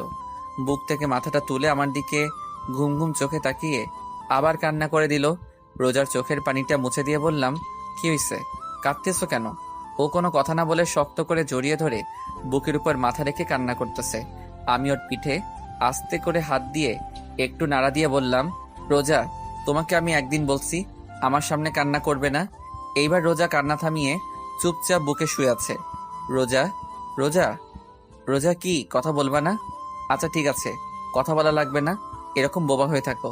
দেখি সরো, আমি উঠবো। এই কথা বলার সাথে সাথে রোজা আরো শক্ত করে আমাকে জড়িয়ে ধরলো। তা কিছু তো বলো। আপনি আমাকে রেখে চলে আসছেন কেন? আমি কোনো কথা না বলে চুপচাপ শুয়ে আছি। আমার চুপ থাকা দেখে রোজা বলল, আপনি কি আমাকে আরো কষ্ট দিবেন? কি রকম অদ্ভুতভাবে কথাটা বলল রোজা। আমার কাছে মনে হলো ওর এই কথাটা বলতে অনেক কষ্ট হয়েছে। আমার আবার চুপ থাকা দেখে রোজা আস্তে আস্তে ওর মুখটা আমার মুখের কাছে আনলো আর বলল, কি হলো? এখন তো দেখি আপনি বোবা হয়ে গেছেন। আমি কি বলবো? ও জোরে জোরে নিঃশ্বাস নিতেছে আর ওর সব নিঃশ্বাস আমার মুখের উপর পড়তেছে। অনেক ভালো লাগতেছে এই মুহূর্তটা। মন চাচ্ছে ওর ঠোঁটে একটু ডুব দেই, কিন্তু মনের কথা মনে রেখে রোজাকে আমতা আমতা করে ঢোক গিলে বললাম, শুধু রোজা। রোজা বলার সাথে সাথে রোজা ও ঠোঁটটা আমার ঠোঁটে ডুবিয়ে দিল। কতক্ষণ ছিলাম আমি জানি না। দরজায় কড়া শুনে দুজনের হুঁশ আসে। লজ্জায় কেউ কারো দিকে তাকাতে পারছি না। আমি দরজা খুলতে যাব, এরই মধ্যে রোজা চিল্লায়, বলে উঠল, কে?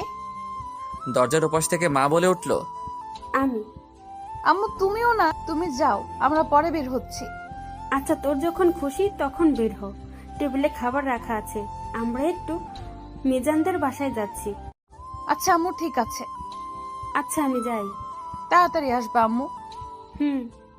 মা আব্বু চলে গেল। আমি রোজাকে বললাম, মার সাথে কেউ এভাবে কথা বলে? আমি বলি, আমার মা আমি যেমন কথা বলি তাতে আপনার কি? ওই কথা বলে রোজা আবার ওর ঠোঁট আমার ঠোঁটের কাছে আনতে লাগলো। আমি বললাম, রোজা না, একদম না। আবার ডুবিয়ে দিল রোজা রোজার ঠোঁট আমার ঠোঁটের উপর। কিছুক্ষণ পর নিজেকে রোজার কাছ থেকে ছাড়িয়ে নিয়ে বললাম, যাও হাত মুখ ধুয়ে আসো, ভাত খাবো। না, আমার খিদা নাই, আমি অন্য কিছু খাবো। আমার ঠোঁট দেখিয়ে বলল কথাটা। আমিও একটু রাগী লুক নিয়ে বললাম, এতক্ষণ খাইছো, মন ভরে নাই? ও একটু কান্না করে দিয়ে বলল, আপনি খালি রাগ দেখান আমার উপর। আচ্ছা আচ্ছা, আর রাগ দেখাবো না, এইবার তো কান্না থামাও। আগে আমার এইখানে এইখানে এইখানে চুমু দেবেন, তাহলে কান্না থামাবো। একটু বেশি বেশি হয়ে যাচ্ছে না? এইবার রাগী লোক নিয়ে বলল, দেবেন না তাই তো? আপনি আর কি দিছেন আমাকে কষ্ট ছাড়া? আচ্ছা আচ্ছা দিতেছি, বলে ওর দিকে আগাতে লাগলাম। ও চোখ বন্ধ করে আছে, চোখটা হালকা ভিজা ভিজা, ঘন ঘন ঢোক গিলতেছে। চোখের নিচে কালো দাগ পড়ে আছে তো কি হইছে, ওকে এখন অনেক সুন্দর লাগতেছে। আমি একদম ওর কাছে গিয়ে দাঁড়িয়ে আস্তে করে বললাম, দেওয়া কি লাগবেই? রোজা কোনো কথা না বলে চোখ বন্ধ থাকা অবস্থায় মাথা নাড়িয়ে হ্যাঁ বলল। আমি প্রথমে ওর কপালে, তারপর ঠোঁটে, তারপর গলায় একটা একটা করে চুমু দিলাম। গলায় চুমু দেওয়ার সাথে সাথে রোজা আমাকে ঝাপটে ধরল। অনেকক্ষণ পর ছাড়লো আমাকে। যাও হাত মুখ ধুয়ে আসো, ভাত খাবো এখন। হুম। রোজা ফ্রেশ হয়ে আসলো, তারপর আমি একটু ফ্রেশ হলাম। দুজনে একসাথে খাবার টেবিলে বসলাম। আমি খেতে শুরু করলাম, কিন্তু রোজা না খেয়ে আঙুল দিয়ে ভাত নাড়াচাড়া করতেছে। তাই আমি বললাম, খাও। রোজা কোনো কথা বলতেছে না। আমি আবার বললাম, কি হলো, খাও।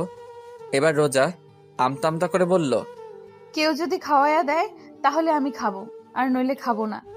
এই যে ঢং না করে চুপচাপ খাও। রোজা কোনো কথা না বলে খাবার টেবিল থেকে উঠে রুমে চলে গেল। আমি এখন আর কি করব? একটা প্লেটে ভাত তরকারি নিয়ে রুমে আসলাম। রুমে এসে দেখি রোজা বিছানায় শুয়ে কান্না করতেছে। আমি ওর ঘাড়ে হাত দিয়ে ডাক দিলাম, রোজা এই নাও খাও, না খাইলে তো শরীর খারাপ হবে তোমার। আমি না খেলে আপনার কিছু যায় আসে? আর আমার শরীর খারাপ হলে আপনার কি? তোমার শরীর খারাপ হলে আমার কিছু যায় আসে না, কিন্তু আমার সন্তান তোমার গর্ভে। তোমার শরীর খারাপ হলে আমার সন্তানেরও সমস্যা হবে। নাও হা করো। এখনো মুখ ফুলিয়ে অন্যদিকে ফিরে বসে আছে রোজা। ওর শরীর আর ওর চেহারা দেখে অনেক কষ্ট হচ্ছে। মাত্র কয়েক মাসে কি অবস্থা করছে নিজের, আর কয়েক মাস ওর থেকে দূরে থাকলে হয়তো মরেই যেত। ওর গাল ফুলিয়ে বসে থাকতে দেখতে আমার একদমই ভালো লাগে না। রোজাকে আবার বলতে লাগলাম, রোজা তোমার জন্য আমার মনে একটু হলেও জায়গা হয়েছে, কিন্তু কতখানি জায়গা হয়েছে তা আমি জানি না, কারণ আমি এখনো রিয়াকে ফিল করি, অনুভব করি। এইবার রোজা আমার দিকে ফিরল আর বলল, আপনার মনে আমার জন্য যতটুকু জায়গা হয়েছে তাতেই আমার হবে, আর বাকিটুকু জায়গা আপনি রিয়া আপুকে রাখবেন। আর ভুলেও যদি অন্য কোনো মেয়ে আপুর জায়গায় আসে তাহলে কিন্তু আপনার। তাহলে কি আমার? আগে আসুক না কেউ, তারপর। তা শুনি, আসলে কি করবা? আপনারে কেন বলবো? আচ্ছা বলা লাগবে না, নাও হা করো। আগে আপনি ভালোভাবে বসেন। এইভাবে তো ঠিক আছে। আরে বসতে বসি বসেন। তারপর সোজাভাবে বসলাম। বসার সাথে সাথে রোজা আমার কোলের উপর বসলো। বসে ওর হাঁটুর উপর ভাতের প্লেটটা রেখে বলল, এবার খাওয়ায়া দেন। আমি ওর কাণ্ড দেখে অবাক। আমি রোজাকে ভাত খাওয়াতে লাগলাম। ও ভাত খাচ্ছে আর আমার দিকে চেয়ে আছে। চোখ থেকে টুপ টুপ করে পানি পড়তেছে, কোনো কথা বলতেছে না। ওর চোখ অনেক কথা বলে, ওর মনে অনেক কষ্ট, সেটা ব্যাখ্যা করে। মাঝে মাঝে ওর চোখের দিকে তাকাতে ভয় করে, নিজেকে অপরাধী মনে হয়। না জানি ওর উপর অনেক অপরাধ করছি। ওর সাথে খাওয়া শেষে রোজাকে বললাম, তুমি একটু রেস্ট নাও, আমি বাইরে থেকে আসতেছি। বলার সাথে সাথে রোজা আমার হাতটা ধরে ওর পেটের উপর রাখলো। আমি অবাক চোখে ওর দিকে তাকিয়ে আছি। ও চোখ বুজে আছে, জোরে জোরে নিঃশ্বাস নিচ্ছে, কিছু বলবে হয়তো কিন্তু সাহস পাচ্ছে না। ওর নীরবতা দেখে আমি বললাম, কিছু বলবা? রোজা মাথা নাড়িয়ে হ্যাঁ বলল। আমি ওকে একটু সময় দিয়ে বললাম, আচ্ছা বলো কি বলবা। আমার যে হাতটা রোজার পেটের উপর ছিল, ওই হাতটা আর একটু জোরে চেপে ধরলো পেটের উপর আর বলল, আপনার সন্তানের কসম কেটে বলেন আপনি আর আমাকে রেখে কোথাও যাবেন না। আমি চুপচাপ ওর দিকে চেয়ে আছি, আর ও করুণ চোখে আমার দিকে চেয়ে আছে।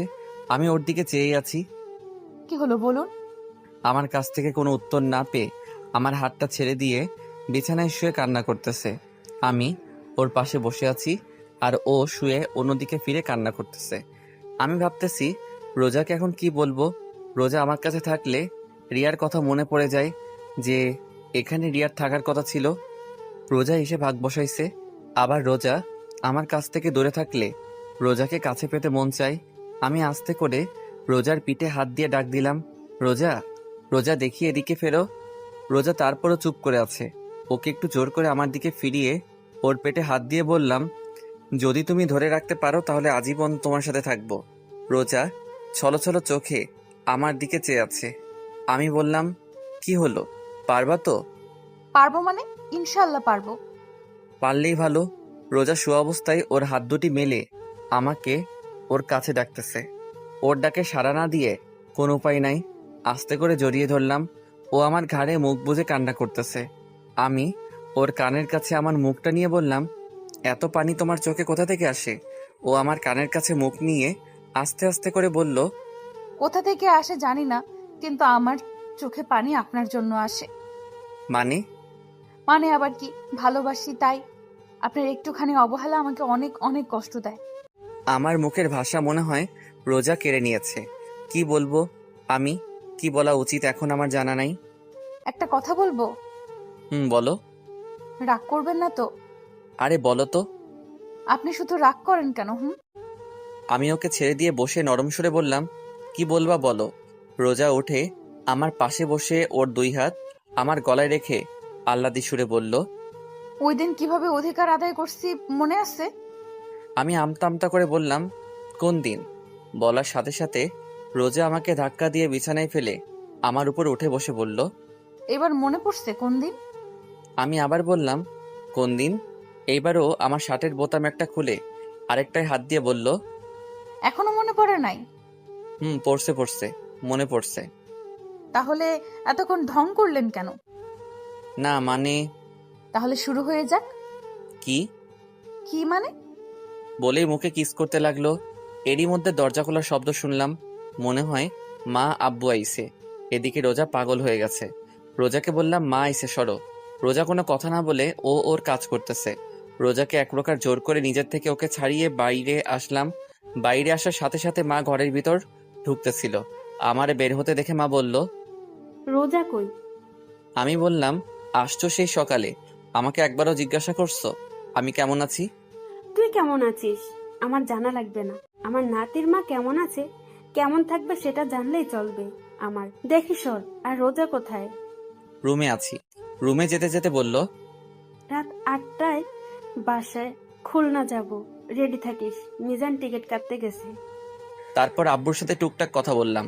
আব্বু একটু ইমোশনাল হয়ে বলল, তখন রাগের মাথায় এইসব বলছি, আরো অনেক কথা ইত্যাদি। তারপর ছোট ভাই সজীব, সেও সেম একটু ইমোশনাল হইয়া কথা বলল, একটু কান্নাও করলো। কিন্তু আমার মা, সে তো রোজার ভক্ত, আমি তার ছেলে, সে তো ভুলিয়েই গেছে। রাতে মিজানের কাছে থেকে বিদায় নিয়ে খুলনা রওনা দিলাম। আমার আর রোজাকে পিছনের সিটে দেওয়া হলো। মা আব্বু আমাদের থেকে 4-5 সিট আগে, আর তার আগে সজীব। রোজা জানালার পাশের সিটটাই বসছে। গাড়ি চলছে তার আপন গতিতে। রোজা ওর দুই হাত দিয়ে আমার এক হাত জড়িয়ে ধরে আছে। রোজার মাথাটা আমার ঘাড়ের উপর। জানালা থেকে বাতাস ঢুকতেছে, আর সেই বাতাসে রোজার কিছু চুল আমার মুখের উপর পড়তেছে। অনেক ভালো লাগতেছে আমার। রোজার চুলে এক অদ্ভুত রকমের ঘ্রাণ আছে, কি রকম একটা মাতাল করা ঘ্রাণ। প্রায় মধ্যরাত, তখন আশেপাশে প্রায় মানুষ ঘুমে, আবার কেউ কেউ মোবাইলে ব্যস্ত। আর আমি চেয়ে আছি রোজার দিকে। অপরূপ সুন্দর লাগতেছে রোজাকে। কোন সময় চাঁদের আলো পড়তেছে, আবার কোনো সময় সোডিয়ামের আলো পড়তেছে রোজার মুখের উপর, যা ওর সৌন্দর্যকে আরো বাড়িয়ে দিয়েছে। অনেক ভালো লাগতেছে এই সময়টা। এইভাবেই সারাটা পথ রোজার দিকে চেয়েছিলাম। বাসায় এসে আমি অবাক, কারণ বাসায় মেহমান ভরা। মনে হয় কোনো আয়োজন হবে। রুমে আসলাম কতদিন পর, আমার নিজের রুমে আসলাম, বিছানায় গাটা এলিয়ে দিলাম। বাসায় আসার পর রোজাকে আর দেখতে পাই নাই। মনে মনে ওকে খুঁজছি, কিন্তু পাই নাই। লজ্জায় কাউকে জিজ্ঞাসা করি নাই। কিছুক্ষণ পর আমার দুই খালাতো ভাই আমার রুমে আসলো, এসে বলল, ভাইয়া এই নাও, এগুলো পরে বাইরে আসো। বলে আমার হাতে একটা নতুন লুঙ্গি আর একটা গেঞ্জি দিয়ে চলে গেল। আমি ওদের কথায় পাত্তা না দিয়ে লুঙ্গি আর গেঞ্জি বিছানার পাশে রেখে চুপচাপ বিছানায় শুয়ে আছি। রোজার অপেক্ষায় আছি কখন আসবে, কিন্তু ওর আসার কোনো নামগন্ধই নাই। কিছুক্ষণ পর মা আসলো, এসে বলল, কি হলো, তুই এখনো চেঞ্জ করিস নাই? মা, এগুলো কেন পরবো? তাড়াতাড়ি পর, তোর আর রোজার গায়ে হলুদ আজ, আর আজ রাতে বিয়ে। মা, এসব কি জন্য? তোর জানা লাগবে না, তাড়াতাড়ি পর এগুলা, পরে বাইরে আয়। বলে মা চলে গেল। এই রোজা যে কোথায় গেল? বাসা আসার পর এখনো আমার সামনে আসলো না। লুঙ্গি আর গেঞ্জি পরে বাইরে আসলাম। ছোট ভাইরা আমাকে দেখে হাসতেছে। কোনো সময় তো আমাকে লুঙ্গি পরতে দেখে নাই, তো তাই হয়তো হাসতেছে। আমার কিছু খালাতো মামাতো বোন আর কিছু পাড়া প্রতিবেশী হলুদ শাড়ি পরে বাইরে বের হচ্ছে। আমি আমার খালাতো ভাই শিহাবকে বললাম, ওরা কোথায় যায়? রিয়া আপুদের বাসায়। আমি অবাক চোখে শিহাবের দিকে তাকিয়ে বললাম, রিয়াদের বাসায় যায় কেন? আরে রোজা ভাবি তো রিয়া আপুদের বাসায়, সকালে রিয়া আপুর মা এসে নিয়ে গেছে রোজা ভাবিকে। আমি শিহাবের কথা আগামাথা কিছুই বুঝি নাই। তা রোজাকে কেন নিয়ে গেছে রিয়ার আম্মু? রিয়ার আব্বু আম্মু রোজা ভাবিকে রিয়ার স্থান দিয়েছে, তাই এখন থেকে রোজাই রিয়া, রিয়া আপুর আব্বু আম্মুর কাছে। বুঝলাম। তা ওরা কি করতে গেছে রিয়াদের বাসায়? কি করতে যাবে, রোজা ভাবিকে গায়ে হলুদ দিতে গেছে। ও আচ্ছা, আমি রুমে যাই, দরকার পড়লে ডাক দিস। আচ্ছা। রুমে এসে বসে বসে ভাবতেছি, রিয়ার আব্বু আম্মুর আবার কি হলো? রোজাকে সোজা মেয়ে হিসেবে মেনে নিল? তাদের আর কোনো মেয়ে নাই, তার জন্য নাকি অন্য কিছু? সব ভাবতেছি। কিছুক্ষণ পর শিহাব আসলো, রুমে এসে বলল, ভাইয়া চলো। কোথায়? কোথায় আবার, বাইরে আসো, এখন তোমার গায়ে হলুদ দেবে। আমি আর কোনো কথা না বলে শিহাবের সাথে বাইরে আসলাম। দূর সম্পর্কের নানীরা এসে আমাকে নিয়ে একটা পাড়ার উপর দাঁড় করালো। কিছু কিছু মহিলারা আদি যুগের গান গাইতে লাগলো। কেউ কেউ আমার গায়ে হলুদ দিয়ে যাচ্ছে। এইভাবে অনেক নিয়মকানুনের পর শেষ হলো গায়ে হলুদ। আমাকে ভালো মতো গোসল করিয়ে ঘরে নিয়ে আসলো। সন্ধ্যাবেলা একটা শেরওয়ানি পরে কিছু লোকদের সাথে রিয়াদের বাসায় গেলাম। অনেক সুন্দর করে সাজানো হয়েছে রিয়াদের বাড়ি। পুরা বাড়ি লাল নীল ছোট ছোট লাইটে ভরপুর। রিয়াদের বাড়ির ভিতর ঢুকলাম, বুকটা ধকধক করতেছে। বাড়িতে ঢোকার সাথে সাথে রিয়ার ছোট ভাই দৌড়ে এসে আমাকে জড়িয়ে ধরলো। আমি ওকে জড়িয়ে ধরে বললাম, কি হইছে? ও কোনো কথা না বলে আমার হাত ধরে বরের বসার জায়গায় বসলো। রিয়ার আব্বু আম্মু আমার আশেপাশে ছিল, কিন্তু কোনো কথা বলে নাই আমার সাথে। এখনো ধীরে ধীরে বিয়ের কাজ শেষ হলো। রিয়ার আব্বু আম্মু এখন আমার পাশে বসা। রিয়ার মা আমার মাকে ফোন দিয়ে বলল তাদের বাড়ি আসতে। রিয়ার আম্মু আমার পাশে বসে আছে, কিছু বলবে হয়তো, কিন্তু বলতে পারতেছে না। ওনার এরকম অবস্থা দেখে আমি জিজ্ঞাসা করলাম, খালা কেমন আছেন? কোনো কথা বলতেছে না, শাড়ির আঁচলটা মুখে দিয়ে অন্যদিকে ফিরে আছে। আমি এবার বললাম, মা কেমন আছেন? রিয়ার আম্মু আমার দিকে ছলো ছলো চোখে তাকিয়ে আছে। আমার সামনে দাঁড়িয়ে তার হাত দিয়ে আবার গাল ধরে বলল, আমাদের ক্ষমা করে দিস বাবা। আপনি এগুলো কি বলতেছেন? ওই দিন রিয়াকে তোরে দেখতে দিই নাই। আরে থামো, কি এসব কি কথা বলতেছো? না মা, নে। ওনার কথা বলা শেষ হবার আগে আমার মা আসলো, এসে রিয়ার আম্মুকে বলল, কিসের জন্য ডাকলে? চল নতুন বউ, বরকে একসাথে ঘরে তুলে নি। চল, এতে আবার আমারে ডাকা লাগে? কিছুক্ষণ পর রিয়ার আম্মু আমার হাত ধরে নিয়ে রিয়ার রুমে নিয়ে যেতে লাগলো। পিছে তাকিয়ে দেখি রোজাকে মা আমার পিছনে পিছনে নিয়ে আসতেছে। রিয়ার রুমে আসলাম। রুমে ঢোকার সাথে সাথে এক অদ্ভুত অনুভূতি হলো মনে হলো আমার পুরো শরীরের ভিতর কিরকম জানি ঠান্ডা বাতাস বয়ে গেল। রিয়ার আম্মু আমাকে খাটে বসালো, রোজাকে আমার পাশে বসালো হইছে। আজ আবার রোজা বধূ সেজেছে। রিয়ার আম্মু আমার হাতটা নিয়ে রোজার হাতের উপর রাখলো, রেখে বলল, সোহান আজ থেকে রোজাকে ভালোবাসবা রিয়ার মতো, কারণ এখন থেকে আজীবনের জন্য রোজা আমার মেয়ে। এইবার মা আমার আর রোজার হাত ধরে বলল, সোহান, যে চলে গেছে তাকে ভেবে কোনো লাভ নাই। আমরা এখন রিয়ার জন্য দোয়া ছাড়া কিছুই করতে পারবো না। এবার আমি বললাম, দোয়া করব আল্লাহ যেন পরকালে আমাকে রিয়ার সাথে রাখে। আমার কথা শুনে রিয়ার আম্মু আর আমার মা আমার দিকে অবাক চোখে তাকিয়ে আছে। রোজার দিকে তাকিয়ে দেখলাম মাথা নিচু করে মুখ কালো করে আছে। রোজার মুখ কালো দেখে রিয়ার আম্মু রোজার থুতনি ধরে রোজাকে বলল, ও ওর ভালোবাসার মানুষকে চাইছে, আল্লাহর কাছে তুইও আল্লাহর কাছে তোর স্বামীরে চাইবি। রোজা শুধু মাথা নাড়িয়ে ঠিক আছে বলল। আরো অনেক কথা বলে রিয়ার মা আর আমার মা আমাকে আর রোজাকে রেখে বাইরে থেকে দরজা আটকে চলে গেল। আমি আর রোজা দুজনে চুপচাপ বসে আছি, কেউ কোনো কথা বলতেছি না। আমি আস্তে করে বিছানায় শুয়ে পড়লাম। রোজা এখনো খাটে বসা। অনেকক্ষণ হয়ে গেল, রোজা এখনো চুপচাপ বসে আছে। আমি রোজাকে বললাম, কি হলো, ঘুমাবা না? চুপচাপ আমার দিকে চেয়ে আছে। আমি আমার দুহাত মেলে বললাম, কি হলো, আসো। আমার দুহাত মেলা দেখে রোজা আমার বুকের উপর ঝাঁপিয়ে পড়ল। চুপচাপ বুকের উপর শুয়ে আছে, কোনো কথা বলতেছে না। রোজা, রোজা, রোজা, কি হইছে? মন খারাপ? না। তাহলে আপনি আমাকে ভালোবাসবেন তো? ভালো না বেশি উপায় আছে? শত হলেও তুমি আমার ভবিষ্যৎ সন্তানের মা। আগে বলেন, ভালোবাসবেন তো? বাসতে পারি, একটা শর্ত আছে। কি কি শর্ত বলেন, আমি সব মানতে রাজি আছি। আমাকে তুমি করে বলতে হবে, তাহলেই হবে। আচ্ছা ঠিক আছে। রোজা, বলো। আজকে আমাদের কি রাত? কি রাত? আজকে আমাদের বাসর রাত। তা কিছু হবে না? মুখটা তুলে আমার দিকে তাকিয়ে, যা দুষ্টু বলেই রোজা আমার বুকে ঝাঁপিয়ে পড়লো। আর শুরু হলো সোহান আর রোজার নতুনভাবে পথ চলা। কিন্তু রিয়া থেকে যাবে আজীবন সোহানের হৃৎপিণ্ডে। গল্পটা কেমন হলো প্লিজ জানাবেন। আর যারা পরবর্তী পার্ট গল্প পেতে আমাদের চ্যানেলটি সাবস্ক্রাইব করে পাশে থাকা বেল আইকনটি বাজিয়ে দিন। সবাই ভালো থাকবেন, সুস্থ থাকবেন। দেখা হবে পরের গল্পে। আল্লাহ হাফেজ।